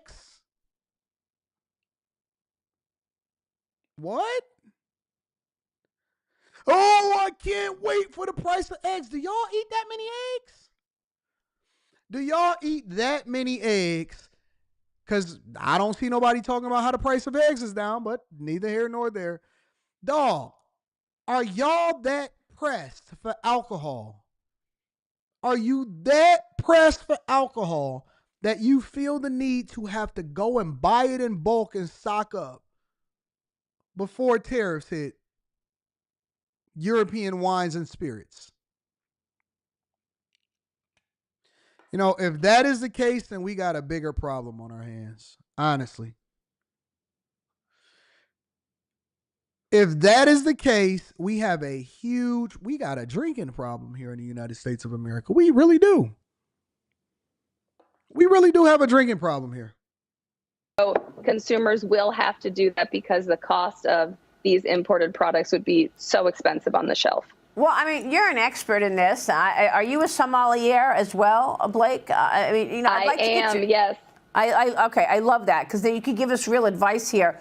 I mean, is it that much different? I mean, if you're telling me that champagne from France versus a champagne or a sparkling wine from America is half the price, is the French one that much better? Well, it all comes down to where it's made. And so that does get into a little bit of a debate. But what I will say is that there are so many champagne houses in France who also make wine in California because they believe that it has a very similar quality to the wine, the way it's made. But I don't think the average consumer would necessarily know the difference. On the other hand, you have tequila, which legally can only be made in Mexico there. So this would be a little bit harder of a switching cost. But what I do think is that overall, our suppliers, talking to them every day right now, is that they've stocked up. They've been planning for this. They really anticipated this coming. So they've stocked. She said that the average consumer can't even tell the difference. That means most of y'all that think that y'all so prissy, you can't even tell the difference anyway. You know what else I've learned about people? Is that most people are just followers of other people anyway. Most people don't even know what they're talking about. You ain't no sommelier. You Jesse Smollett. You ain't a sommelier. You Jesse Smollett. I'm not that good. I don't drink that much wine to be able to tell the difference between the taste from a winemaker that makes a similar wine in California. The same company make a similar wine in California as it does in France. I just don't care enough, honest to God. I don't. I care more about people that support American-owned businesses more than I care about enriching European wineries. I do. I care more about American companies. I think that this is the best thing. This is going to be the best fallout ever. You know why? Because more businesses is going to be created inside of America. More people are going to be incentivized to create businesses inside of America. Anywhere where there's a shortage, there will be an opportunity for another business to be created inside of America. And I think that it bolsters the finances and the revenue and the tax revenue of businesses inside of the United States of America. Listen, if you want it from out of here, then you just going to have to pay more for it. Simple as that. If you want to drink for once in France that bad, then you just going to have to pay for it. It's going to be a premium on it. We taxing, tariffs on everything.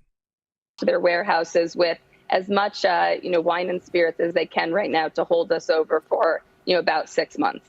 Very interesting. Okay, so tequila can only be made in Mexico, and there's nothing like that you would say is an equivalent. I know people just be buying it just because. I know people be buying it just because. You know why the majority of hood rats drink Hennessy? Because everybody said to drink Hennessy. Hennessy ain't even good. Not to me. I don't drink Hennessy. I got it available for all of my little hood rats that like to drink Hennessy.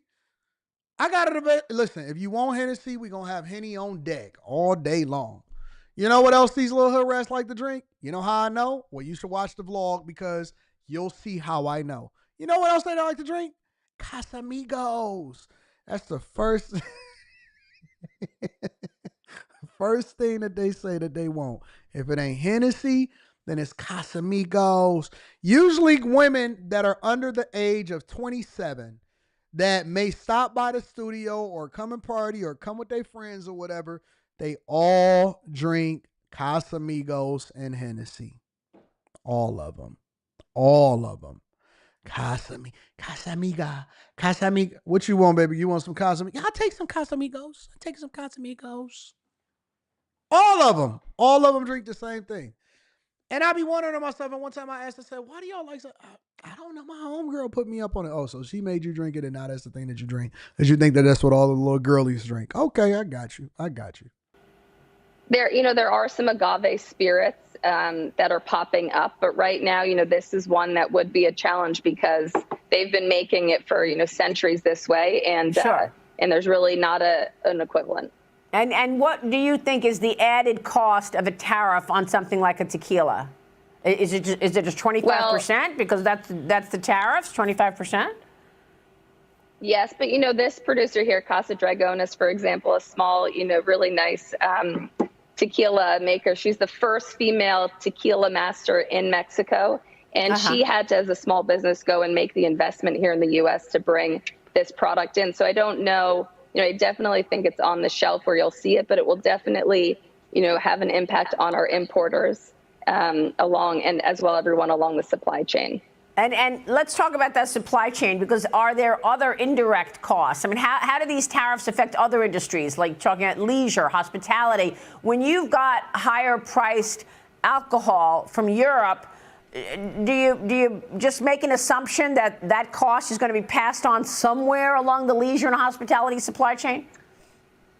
Well, it really, a wine, in order to get into the U.S., it has to be imported, and then it has to They get drinking Don distributed, Julio so it now? touches another set of hands, and then it comes to the retail and to the restaurants as well. So it really does get, passed along really ultimately to the consumer. But, for us, we don't want to do that. We're a family business, and we've been, my great-grandfather was a milkman 100 years ago. And so we really, look at this the long term, is that we don't want to. All right, so basically everybody that's a wino and everybody that is drunkards, they are desperate, and they think that they're going to die without having a good spirit from the European Union. And so they all stocking up on spirits from these places as though it's going to go out of style, like their liver is going to break or something like that. But anyways, that is what's happening when it comes to that. Make sure y'all hit a like for It's crazy. Make sure y'all hit a like for the algorithm, subscribe to the channel, and turn on your notifications. People are stocking up on wines. That's what they're doing. All I can do is bring you the news. I can't tell you what to do.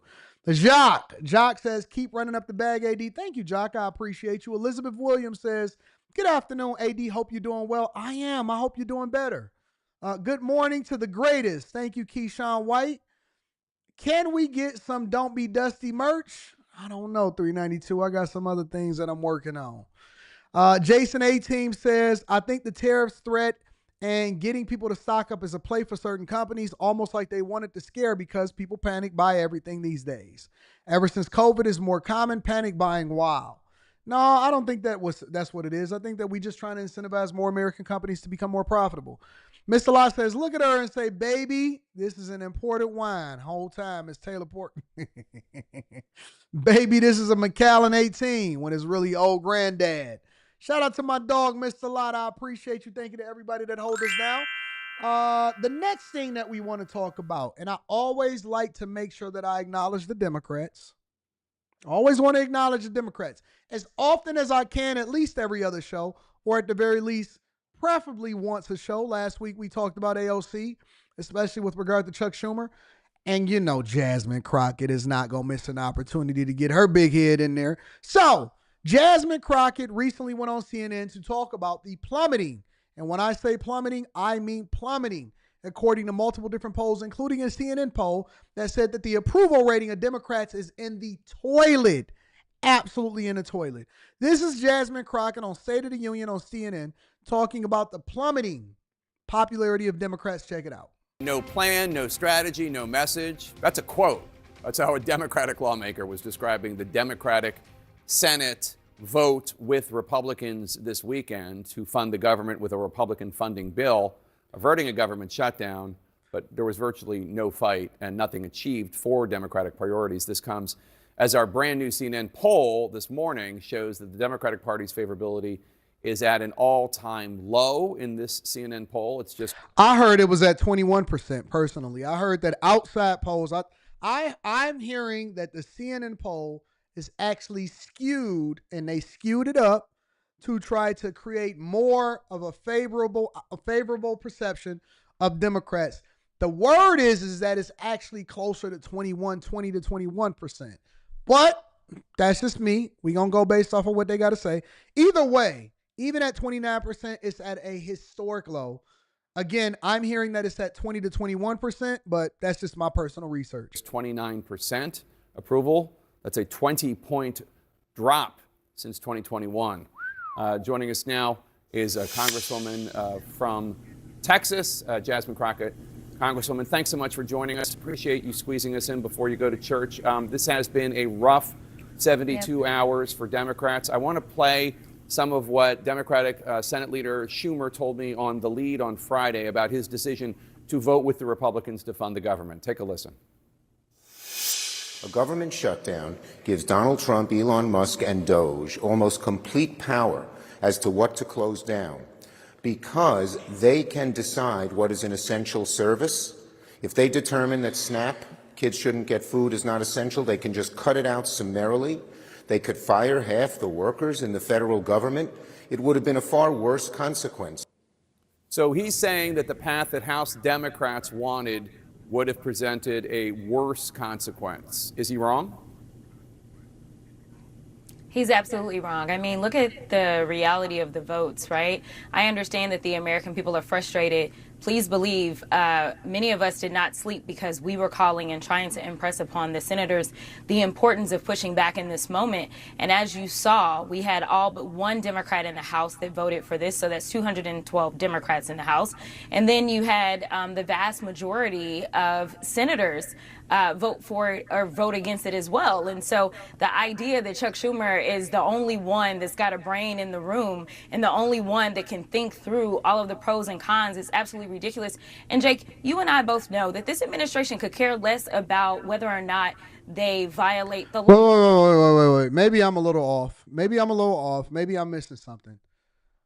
So she's saying that he's wrong because everybody else believes that he's wrong, or he's wrong because it's not actually an accurate statement to say that a government shutdown would then enable the Trump administration, had it been a shutdown and Schumer had not approved it and worked with the Trump administration, that it would give them more power to be able to shut down other things that's within the government and exact or expedite the Doge agenda to make sure that we root out fraud, waste, and abuse. Either way, we win. That was my perspective. Either way, we win. Is Chuck Schumer wrong because of shame, guilt, and insults, or is Chuck Schumer wrong because Chuck Schumer doesn't understand policy and the power that would happen with the federal government through the Trump administration? Because she didn't substantiate her argument. Maybe she's going to substantiate her argument and purpose is everything. Actually, it's not based off of popular opinion. Maybe I'm off. Law. We know that we've had to rely heavily upon the courts. And I want to say, as you're talking about the polling on my party, I want to say that it is the Democratic attorney generals and some governors that are standing up against this administration and bringing those lawsuits and winning every single time. They are losing in court. Could we do a better job of making sure that the American people know that we are winning in the courts? We probably could. But at the end of the day, it's still Democrats that are winning for the American people. Some progressive groups are calling for new leadership in the Senate for Democrats. Even House Democratic leader Hakeem Jeffries, your leader, he was asked if he supports Schumer as leader of the Senate Democrats, and he said, next question. Do you think Senate Democrats should replace Chuck Schumer? I think Senate Democrats have to sit down and take a look and decide whether or not Chuck Schumer is the one to lead in this moment. You're close with Congresswoman Alexandria Ocasio-Cortez of New York. Some of your fellow House Democrats say, and not just progressives, by the way, we've heard that moderates have said this too, that they're ready to support her to challenge Chuck Schumer in a Democratic primary. Would you get behind that? That's 4 years from now. If you were asking me at least in 2 years, then I would have an absolute answer. But I can tell you that She's playing politics and party politics as usual, just like everybody else. Jasmine Crockett obviously would probably support AOC because she feels as though AOC is going to be at the forefront of the Democratic movement and Chuck Schumer is aging out. And instead of her actually being honest about what she thinks like Trump would be, like every other Republican is just being transparent in what it is that they stand and where they stand, she's playing party politics, which is the thing that the American people don't care for, and she don't want to say exactly what's in her thoughts. And so she's trying to make sure that she stays in good favor with the people that are in office while at the same time maintaining a relationship with AOC. And that's the reason why she answered the way that she answered. Let's just be real. there are a lot of people that are watching his leadership in this moment. This is the moment. We don't even know what elections will look like in 4 years, if we will have elections. And so I definitely think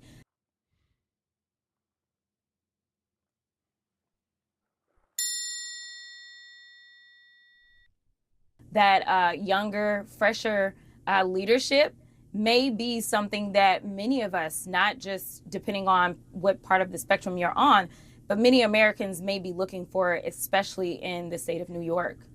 How to take on the Republicans is a big topic of discussion among Democrats.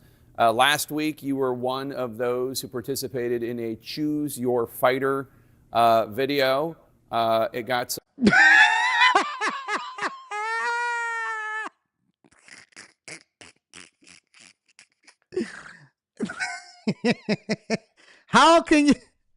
How can y'all take this serious, bruh?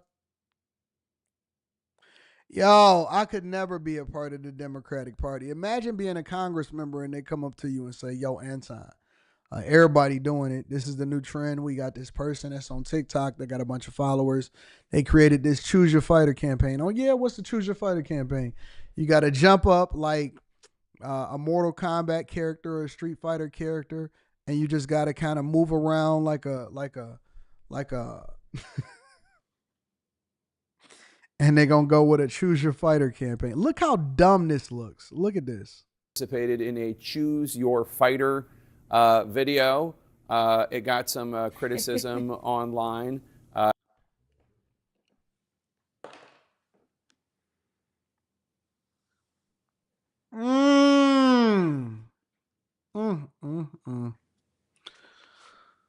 Including Democratic Senator John Fetterman, called it bizarre and reportedly mocked it in the Senate hallway. I will say that your punching looked better than some of your colleagues. Fetterman has been criticizing your party for undignified antics and a sad cavalcade of self-owns during the president's address to Congress.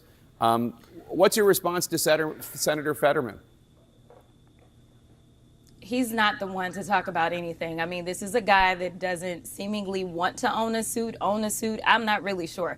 But I don't show up in... What does owning a suit have to do with a bad marketing campaign? And Fetterman is probably one of the rare people that's Democrats that is realistic and he answers the questions honestly as far as being a moderate Democrat.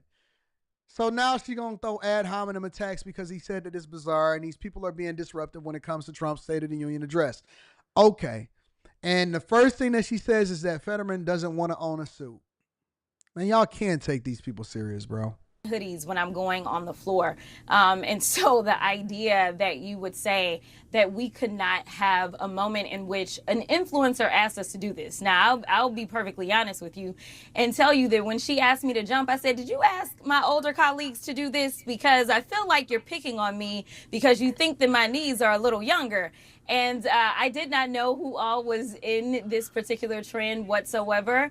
And I think that it is important that people see that we're real people. And even if that means that there's a moment to laugh, that's okay, especially since it seems like we're doing more crying than anything. But just know that we were not on the House floor jumping around at all, whereas Senator Fetterman is consistently walking around the Senate chamber, and he is walking around in such a way that they literally had to change the rules in the Senate so that he could walk around that way. So I just don't think that he's necessarily the one to actually have an opinion about this. Let me ask you about the big news of this morning. President Trump seeking to use the Alien Enemies Act, a war. Oh, I can't wait to see what her answer on here is in order to protect illegal gang members inside the United States of America. Time authority, a law signed by John Adams in 1798 to deport undocumented Venezuelans that the administration say are dangerous individuals with ties to the gang Tren Aragua. That gang is obviously associated with a lot of crime, human trafficking, drug dealing, theft, shootings, including in your state of Texas, right outside of your congressional district. Do you agree with this? And if not, what's your issue with the U.S. Of course you don't agree with it. Listen, it don't matter how right it is. If Trump did it, we know that Jasmine Crockett does not agree with it, no matter how logical it is. Any tool at its disposal to remove undocumented violent people from this country. Well, my argument is that we already have tools that are available to remove undocumented violent people from our country. And so the idea that you want to go into a zombie law, this is kind of like what we saw in Arizona when they decided to revive a zombie law around abortion. It is the fact that we can't trust this administration to actually use a scalpel, but instead they love to use a butcher knife on things. And so giving them this wide latitude. Ladies and gentlemen, Jasmine Crockett. Jasmine Crockett. Y'all got to get her out of office down there in Texas. Y'all gotta get her out of office. Please, for the love of God. Anyways, make sure y'all hit a like for the algorithm, subscribe to the channel, and turn on your notifications. Let me read a few of these super chats, and then we're going to go over with it. Let me first say that I thank y'all. I appreciate y'all. Because A, I appreciate you for being here and spending your morning/afternoons with us. And then B, I also appreciate you for subscribing and hitting a like for the algorithm. More importantly, you are not required, and I tell this to people all the time, I do appreciate it, and I'm always going to acknowledge the people that support the platform, but you are not required. I am not asking you. I am just appreciating you for supporting the movement of what we got going over here, but you are not required, nor am I asking you to contribute anything in a super chat or anything like that, but I do appreciate you for holding me down, all right? That's why I always, after every segment, make sure I take time out to acknowledge the people that support the platform. You got to mix the Henny with the cranberry juice? Nah, I'm good. I'm good. Choose Your Fighter. Is this real life? It absolutely was real life. Just a brown girl in America in the building says she's one of the dumbest smart people I know. I like that. Nichelle says, cockeyed, saggy lash, Crockett with the ad hominem attack. She irks the heck out of me. I feel you. I feel you. Well, we don't want to just talk about Jasmine Crockett. We want to go over to different people. Because really, I was thinking about naming this show. Honestly, I was thinking about naming this show Leaving the Democrat Party or something like that, right? Not defying the judge's orders or anything. I was thinking about it being called Leaving the Democratic Party because that is the thing that is happening. That is the thing that is trending on every social media platform right now. And y'all was telling me, Anton, y'all sent me this in an email. You sent it to me over the weekend. You said, Anton, I want you to check out this CNN panel where Toure.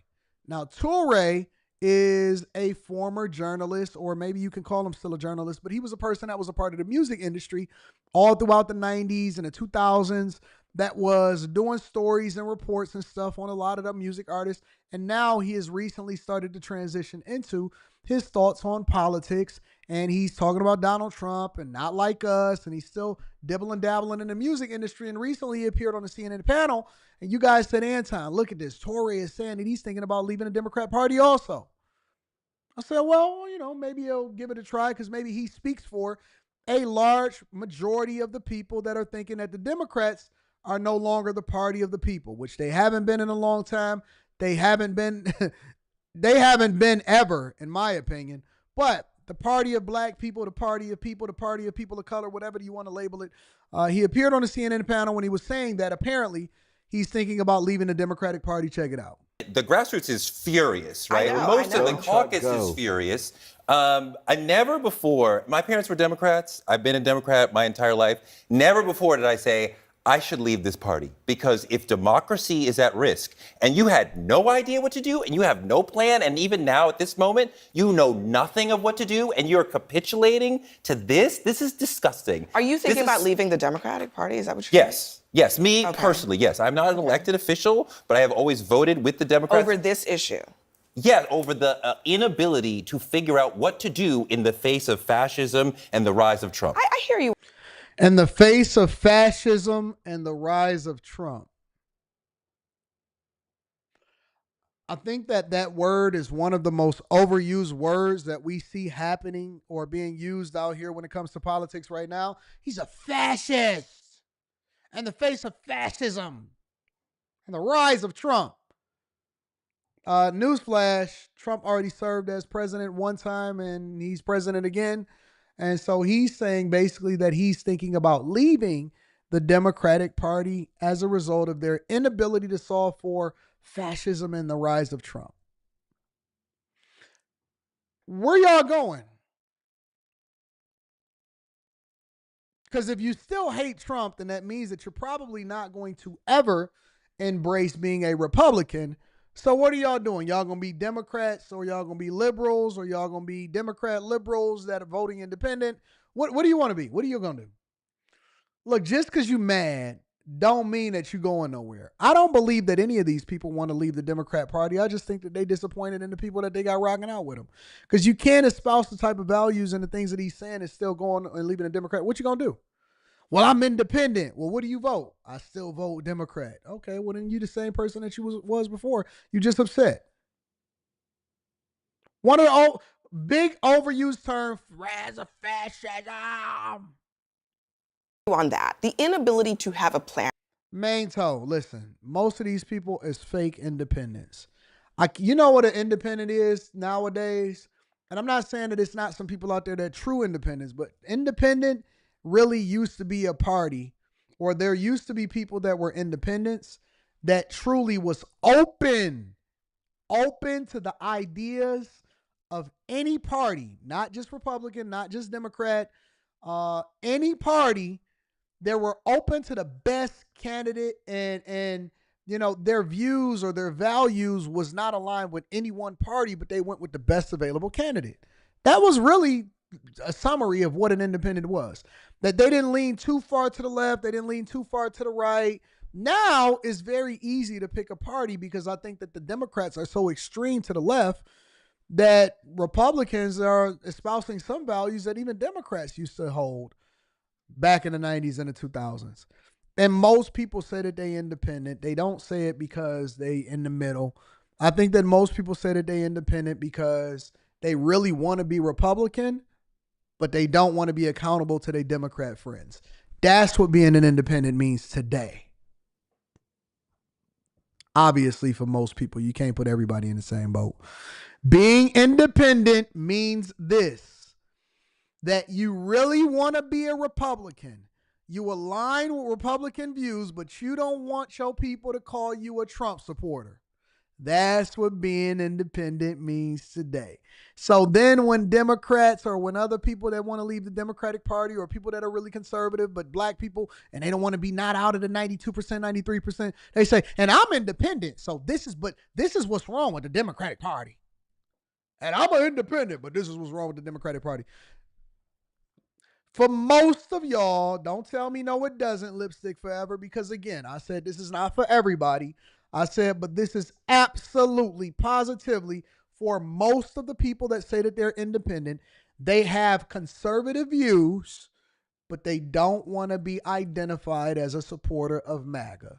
They don't want to be outcast. They don't want to be Make America Great Again. They really are conservative. They conservative with their money. They conservative with their lifestyle. They conservative with their views towards America, but they don't want to be honest about the fact that they are really Republican and they have to answer to their people because they don't want to be the black sheep. They playing both sides of the fence. You could say I'm wrong all you want. You could say you're wrong all you want, but you know the truth. You know, most of y'all know what's really happening out here. You know that these people ain't never had y'all best interests at heart. You know that they break up your homes. You know that they want these men in your bathrooms. You know your daughter shouldn't be out there fighting with no god dog man. You know this. What we talking about? What we talking about? No, you fake independent. You fake. You fake independent. I'm not going for it. Most of y'all are fake independents. You just trying to hold on to something that you know is bad for you. You don't want to tell the people that you're not really rocking out with the Democratic plantation anymore. And so you still want to be a part of the cool kids because you don't want to disassociate yourself with your friends. So you say you independent, but you really conservative. Stop. Stop. Is absolutely a problem, right? But I'm really questioning, what is the plan after the shutdown happens? Because when a shutdown happens, people don't get paid. And this is not exactly an administration that wants to keep. Reginald says, hold on, let me read this real quick. This is funny. Man, I would hate for someone to accuse me of being MAGA. That's a disgrace. But you ain't tripping when they accuse you of being gay. Oh, I don't care if they accuse me of being gay. I'm okay with my masculinity and tooting my booty up in the air so that somebody can feel on it. Listen, if a guy's attracted to me, that just means that I'm attractive. I don't care about being labeled gay, but, you know, God forbid they tell me that I put America first and I actually stand for conservative values. Nowhere in the world I would want somebody to accuse me of being MAGA and making America great again. How dare us want to support American consumers and businesses and actually stand up for what's best for America? You ain't tripping when somebody call you gay, but you tripping when they call you MAGA. Tell me that you actually like your woman being the masculine one in the relationship without telling me. Tell me that you're not the head of your household without telling me. The government open. They actually want the thing to be shut down. Yeah, but here's the thing, and I'm not a Democrat, never was. I was a lifelong Republican and quit the party over Donald Trump because he is someone who doesn't respect the Constitution and is trying to rule like a king. So, but look, I was part of the Tea Party movement. I watched what happened and how Republicans were a resistance opposition party when Democrats ran everything. And watching this happen now as someone who's an independent that's pro-democracy, that I guess you can say caucuses with the Democrats now. Y'all don't mind somebody labeling y'all anything that's bad. They can label you a demon. They can label you a bottom. They can label you gay. They can mistake you. Hey, it's women out here that get mistaken for men. I'm not a man. I'm a real girl. And then somebody call you a possible Trump supporter. I can't believe they called you a whole man. And now you mad.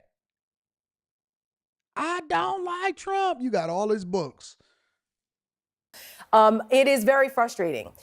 When you don't have a leader, there's no unification in a message. It hurts the grassroots and the troops that you need. Right. Could you imagine if, during World War II, and you saw what was happening with the bombs over London, and then, it was just like, Churchill's just going to say, we're going to capitulate now because, what are we going to do about it? This is not the way you lead. What happens is that the Republicans who are in charge, they have to explain why workers aren't getting paid. They need to explain why they can't. We don't have to explain anything. We already winning.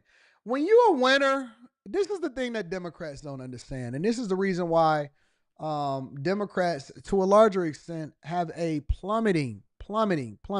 Y'all don't want to join the crew, but then you hate the part that you're a part of. This is the thing about winners. Winners don't have to explain why they winning to losers.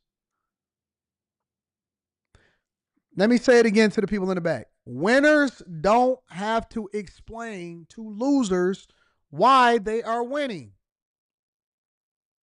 You left the party at the wrong time. You joined the Democratic Party, and now you want to get back because you see that we in office and we running it up. Real conservatives, they never turned on conservative values. They never turned on Trump. They never turned on MAGA. They never turned on any of that stuff. We stayed 10 toes now.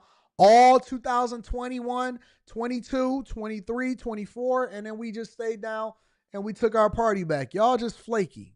Y'all switch up depending on how y'all feel at the time. Can't run the government. And the Democrats need to say, we were fighting for you. It's not they're in charge.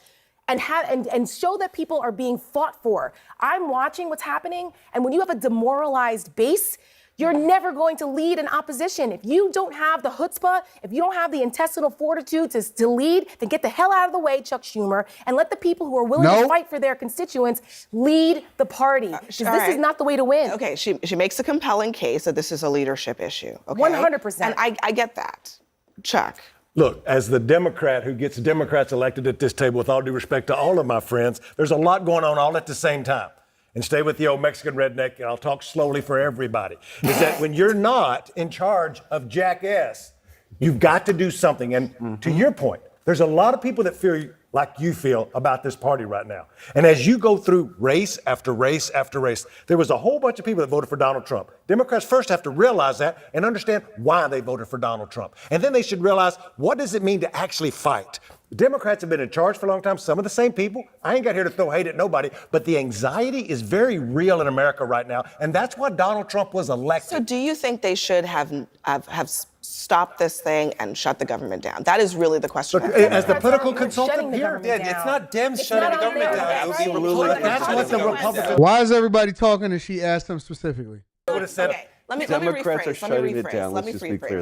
Okay, the government would have shut down if there were not enough votes, if Democrats had not cast this vote, and that was a consequence of this. Right. Was that an appropriate consequence in order to do something, which is what the base You saw two things happen at the same time. You saw Schumer said, I'm going to take these bullets for everybody. It may cost me my leadership position. It should cost him his leadership position. Democrats feel just like this right here. Throughout the country, we need them to show up in a midterm election. So I'm I think not a Democrat, though. I'm an independent. That's fine. I'm talking about Cap, you are a Democrat. So why you so mad at the Democratic Party?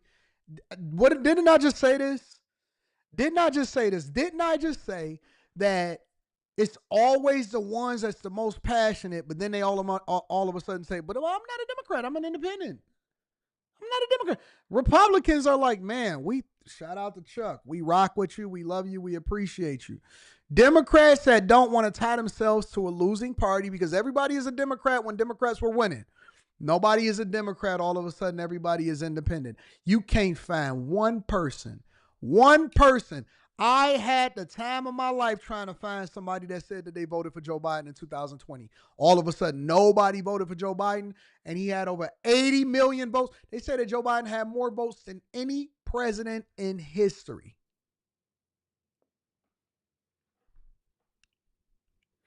Make sure y'all hit a like for the algorithm, subscribe to the channel, and turn on your notifications. Let me read some of these super chats, and then we're going to move over into the next part of the show. Cashmere in the building says, are they doing this select the fighter campaign because all of the fatalities that they've been taking? I don't know. Maybe. T-Mac, what up, T-Mac, says, this reminds me, I think Jamisha owes Trump an apology because the price of them eggs did go down. I wonder what the next complaint is going to be. Now, you know that they ain't never going to pull up to the show again after we done made them look like fools. Make sure y'all tuning in for Monday night. It's going to be a great show tonight. Chad for Morris, looking at you skate just made my knees and ankles hurt. Skating is one of the best forms of cardio that you can get. I will tell you that. Reminded me of when I busted my A. Keep up the hard work ethic, enjoying what I'm seeing. Advanced Perception says, agreed, fascism, Marxism, and socialism gotta go. Miss Crotty Shetty, what up, Miss Crotty Shetty, says, they think they slick. They making independent the new Democratic Party. Basically, now you getting it. Master Immigration says, Dem Party is a party for women and gays, like Usher say, let it burn. Shout out to Usher. Night Jade says, black people who didn't vote were Trumpers. They refuse to admit it because they don't want to break up a happy home. It is completely sad. Sub-Zero in the building. Talked to a childhood friend, still stuck on the Dem side. Said Dem spending on these programs in the city of Chicago is his reparations. And he hates now that illegal immigrants are getting his money. Live Sega says, call me MAGA all day, call me gay, and we fighting. He said, we fighting. And he shut up with his teeth like this. Just Christian says she's an independent like Bernie Sanders is an independent, so not really. Facts. The Bomb says, I'm leaving my party to join a Dem party to then leave them. Appreciate you, Bomb. And shout out to everybody that support the platform. I want to leave y'all on this note right here, okay? Income-based repayments on student loans, that's out the window. I've been seeing a lot of people. And when I say a lot of people, I mean a lot of people are complaining about income-based student loan repayments is going away and now they got to pay the whole amount. The whole amount, not half of it, but the whole amount. And this is what's happening. There's an overwhelming sense of uncertainty looming over Hannah Contreras' future. This has made a permanent lump in my throat. Her monthly federal student loan payments skyrocketing. My student loan payment has gone up $905 every month. While it might sound like something a loan shark would do, doubling or tripling payments without notice, it's actually because of a dramatic change at the Department of Education. Not from staffing cuts, not even DOGE, but a broad interpretation of a court order. Some student loan repayment plans based on income are suddenly halted, affecting 13 million borrowers, according to the National Consumer Law Center. It's all in response to ongoing litigation over what the Biden administration called the Saving on a Valuable Education, or SAVE plan, where monthly payments are based on income and family size. Now, if you listen to most Democrats or you listen to most people that are complaining on social media because they got that notification in the mail or whatever, and I'm going to tell you how else they also getting it. They got that credit report. That credit report said, bing, bing, bing, bing, bow. That credit report, yep. It hit y'all credit report. A lot of y'all haven't been paying y'all student loans at all. You thought that it was just going to go away. You thought that you didn't do anything, and they told you that, listen, check your notifications, tap in, check on what it is that you owe, and make sure that you get some understanding. But y'all credit report says that your credit score has dropped 113 points. 157 points. You know why? Because you got a lot of missed payments. You got a lot of late payments, baby. Yep. It's a lot of people's credit reports that's getting hit. And they want to blame Trump. Has nothing to do with Trump whatsoever. But let's continue. An attractive option for millions of graduates just getting started. Borrowers who've made the required number of payments in the SAVE plan would normally be eligible to have their remaining balance canceled. Last year, several conservative-leaning states challenged the plan, saying it would require spending up to $475 billion not authorized by Congress. And a recent temporary order by the Eighth Circuit Court in Missouri broadened the scope of the case to some other income-based plans, too. Now, if you in the past, whether it was during the Biden administration or before the Biden administration, because one of the reasons why people used to go and work for the federal government, right? A lot of people were getting these diversity, equity, and inclusion degrees, and some people were getting legitimate degrees, right? But a lot of people were getting diversity, equity, and inclusion degrees, which also included underwater basket weaving or African American studies. And then they would go and work for the federal government. And what you can do for the federal government, and this is how women was finessing the system, all right? They would get all of these student loans, and then they would go and work for the federal government. Now, working for the federal government meant that you had a secure salary. You also had a secure job basically for life that you never had to worry about getting laid off from because taxpayers were subsidizing their pay. And you could pay and work there for 10 years. So if you got on an income-based repayment plan while also making sure that you applied for certain programs working for the federal government or for nonprofits and so on and so forth, approved plans and approved organizations, you then had the ability to get your entire student loan forgiven. Now, some people were able to expedite that process during the Biden administration's student loan forgiveness program, but most people weren't. But if you are one of the lucky ones that were able to get your loan forgiven and or get rid of the income-based repayment plan, then you are in the clear. God bless you. You won. Congratulations. Don't ever get another student loan or a loan again in your life. If you were a person that were able to get your student loans forgiven as a result of working for 10 years on an income-based repayment plan, meaning that you didn't have enough to be able to pay it, but you paid the minimum amount and they let you do it for 10 years, congratulations. Some people went and worked for the federal government specifically for this reason. But for the rest of you, welcome to paying back what you borrowed. In response to the court order, the Department of Education, without any explanation, simply pulled down all of the applications for the income-driven repayment plans. We reached out to the Department of Education for comment, but have yet to hear back. On the website, it says applications are temporarily unavailable due to the court's injunction.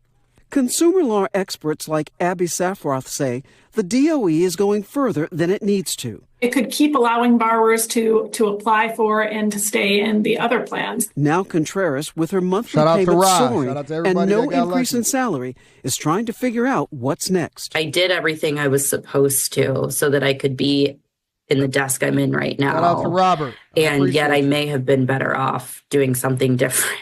She's a mother of two with a master's degree. Today, she's working as a therapist in a community mental health clinic in Oregon. Somebody told me the other day, and they got so mad at me. They did a reaction video to me, and they said, just because these people don't feel like your degree is valuable doesn't mean it's not valuable.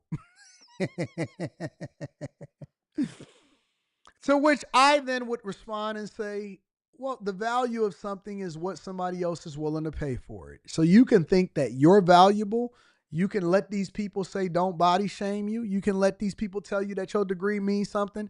You can let these people tell you that you are valued amongst us, and it doesn't matter what everybody else says. But let me tell you something. That's just the interneting. That's other people that are looking for a community of people to affirm them, to make them feel better about their life decisions. But at the end of the day, them student loans is still due. Now, people that decided to get a degree and get a decent enough job to where they can generate enough revenue to pay off their student loans without no problems, it's an investment. Then y'all want to turn around and say, well, student loans is trash or college is a scam. College ain't a scam. Your decision-making was bad. If you borrow money to open up a business and that business fails, is the business industry a scam, or did you pick the wrong business and did not have the right marketing plan, or you marketed yourself as a black-owned business, or you made the mistake of opening up in the wrong location? Were you a bad business owner, or is the business industry a scam? Nobody borrows money, right, and say, oh man, it's a scam, it's a scam. No, you borrow money, you sign an interest rate, you're supposed to pay it back, your business has failed, we still want our money. The business industry isn't a scam. And it's the same thing with anything. Anything that you invest in, you look to get a return on that investment, and hopefully you make way more money so you can pay the person back that funded whatever it is that you did from an education perspective. College wasn't a scam. Your decision-making was a scam. You decided to go in a dance. You decided to go and take a humanities class. You decided to go and do something that you wasn't supposed to do. You took basket weaving with a specialty in underwater. Nobody told you to do that. So now when all of these women are coming back and saying, we're the most educated, and what? You can't do what I do. All of the federal workers was getting mad saying, you better hope women don't come into your industry and the private industry because we the most educated and we really gonna get down. To do what? You can't even think your way out of a brown paper bag. Ain't nobody worried about you. I fear for the person that want to work against me, that want to compete with me. I don't sleep if I don't want to. I will stay up for 3 days doing something to make you look bad for 15 minutes. That is my dedication. That is my dedication. Ain't nobody worried about you. You don't know how to code. You don't know how to network. You don't know how to code. You don't know how to dress. You don't know how to talk. You can't even arch your back the right way so that you can get that raise and promotion that you're supposed to get. And you sitting here talking to me? Oregon. She says it's important work, but it doesn't come with a large paycheck. I can pay the loans. I never said. Dumas says, I think this is disingenuous. My cousin is a surgeon and still has student loan debt. Oh, it didn't mean that they don't have that. They don't mean that they make fiscally responsible decisions. I coach a lot of doctors and surgeons that they raise their lifestyle to their standard of living and they just pay their student loans over a period of 10 years.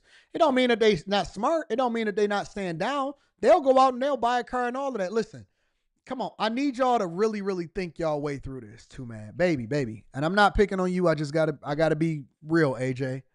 I need you to think your way. Just because you're a surgeon don't mean that you're putting your money into the right place that you're supposed to. Now you got a great career, and no matter how much you spend, you'll always be able to come back to that career because you can make more money. But it don't mean that you paying your things the way you're supposed to. A lot of doctors are notoriously bad with money. They make a lot of money, but they notoriously bad.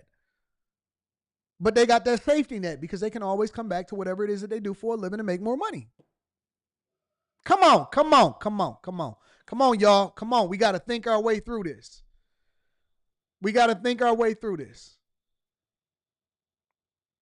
That I couldn't pay them. I just said I need to be able to do it in the ways we were told when we were 18 that we would be able to. Contreras and many more looking for clarity as their options seem narrower than ever. Rahema Ellis is joining us now. So, Rahema, what are the options now for borrowers like Contreras? Well, they're not great for many people, but we should say those who are under the Biden era income plan, they already have an option, and that is that their payments have been paused since last year with no interest accruing, and that's a result of the lawsuit that we talked about earlier. AJ says, I agree with you, but you are saying it like this is a basket weaving degree issue. It is a basket weaving degree issue because just because your friends got student loans doesn't mean that they don't pay them. Now, the people that are complaining, the people that are whining, the people that are complaining about this, they're saying that we can't afford to pay what I am supposed to pay on a regular basis, which is one of the reasons why we got on an income-based repayment plan, meaning they are paying a reduced amount based off of how much they can pay, not how much they're supposed to pay. What they're not telling you is that the loans actually continue to balloon because the interest is still being charged. So they're only paying a percentage of the interest. They're not paying down the principal. So a lot of these people that are on these income-based repayment plans, right? A lot of these people that are on these income-based repayment plans, they plan on being on a payment plan for the rest of their lives. They're not looking to get rid of the loan. They're just looking to be able to pay whatever it is that they can pay and justify it by saying that, well, at least my credit is not hit. At least I'm not in default. At least I'm not this. At least I'm not that. But they're not actually solving for the problem. They just putting a Band-Aid over the solution. It's like a person that has a chronic illness that can be solved, but instead of them finding the solution because a basket weaving degree, the bad degree does not empower them to make more money. The surgeon can make more money and they can pay off their loans or they can meet their expectations if they wanted to. They choose not to. A person with a basket weaving degree doesn't have the ability because they finance a very bad curriculum that will not allow for them to be able to meet the expectation, and then they're going to blame it on the system. They're going to blame it on Biden. They're going to blame it on Trump. It's not even the Democrats' fault. It's your fault for going to get a bad degree that does not add value into your life, and you are going to be under duress for the rest of your life because your decision-making, not anybody else's. Income-based repayment plans without a plan to come from under that loan eventually anyway is a bad plan. You are on what I call the no plan.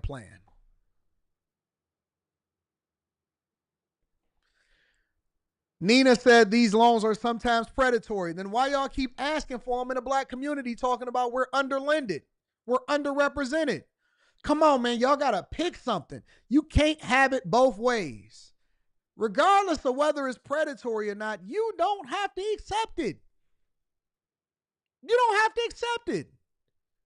You don't have to do, nobody is putting a gun to your head and say, hey man, take this student loan for this liberal arts degree. So that means you picked the bad degree and you picked the bad loan at the same time. You don't have to accept it. You don't have to accept it. Some of y'all lifetime students just so you can defer your loans. Come on, man. Pick a struggle. Pick a struggle. And it's time to pay back your loans. It's time to pay back your loans. Man, no matter how young I was looking at that junk and I was like, I went to one semester directly out of high school. I was like, man, it's time to get a job. You ain't about to have me all jacked up out here, jammed up. I took a $962.72 loan. I did work study. I worked in a library as my work study job. I worked regularly, you know what I'm saying, on top of that, and I was going to school or whatever. And so I took my monies and then I paid my tuition, and then I had to take out a $962.72 loan. And I was mad about it. I was like, because the next semester was coming up and they was trying to get me to do it. I paid that off, and I said, nope, time to go and get a regular job. My brother called me, or no, I was riding in the car with my brother. He showed me his paycheck. I said, he was getting paid once a week, and I think his paycheck was like $3,000 or $4,000. I was like, wait a minute, y'all clocking this type of money in the plant? He's like, yeah, dog, we had overtime. It was a holiday, so we got triple time, this and that, and so on and so forth. That's all I needed to see. My oldest brother showed me his paycheck. I was like, I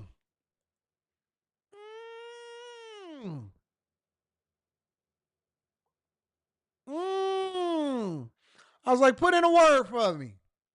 He was like, all right. I had to shave my beard. See, I wasn't one of them type of people that had pride. You know how y'all want to cut y'all hair or do nothing like that. I had to shave my beard in order to take a respirator test, because you got to do a respirator. Take a respirator test. I cut that beard. I was looking like a newscaster. Beard gonna grow back. This money gonna be forever though. Went straight to the dealership right after I got my 90 days in. I was a part of the union. Went straight to the dealership. Straight to the dealership. Bought 2 cars within a week, back to back. I remember, listen, we had to do 2 weeks of training. My first day out on the job, I caught on to the job really quickly. I was working overtime that night. Honest to God, on everything. I did overtime that same night. My first 2 weeks out of training, I did overtime that night. It's like, oh, no. Bag chasing is up. I'm going to create a future group called the Bag Chasers. Make sure y'all tap into the Patreon. Link is in the description as well as pinned to the top of the chat. I had no stash, no beard, no nothing, big dog. Wasn't about to get me. Wind up going back to school. Went to community college. Wind up becoming a software engineer because I went to community college for 2 years. And then I transferred over into a major university in which I then got a job. And that's one of the reasons why I started working at the University of Michigan. I got recruited before I even graduated to work at the University of Michigan. They paid for my extra tuition at the major university, and then I was booming. Taking off from there, baby. Yep. Anyways, make sure y'all hit a like for the algorithm, subscribe to the channel, and turn on your notifications. This was a heck of a show. This was a great show. Absolutely. Just a brown girl. I like Just a Brown Girl in America says, oh, heck no, not my loan. We got to get the bag up.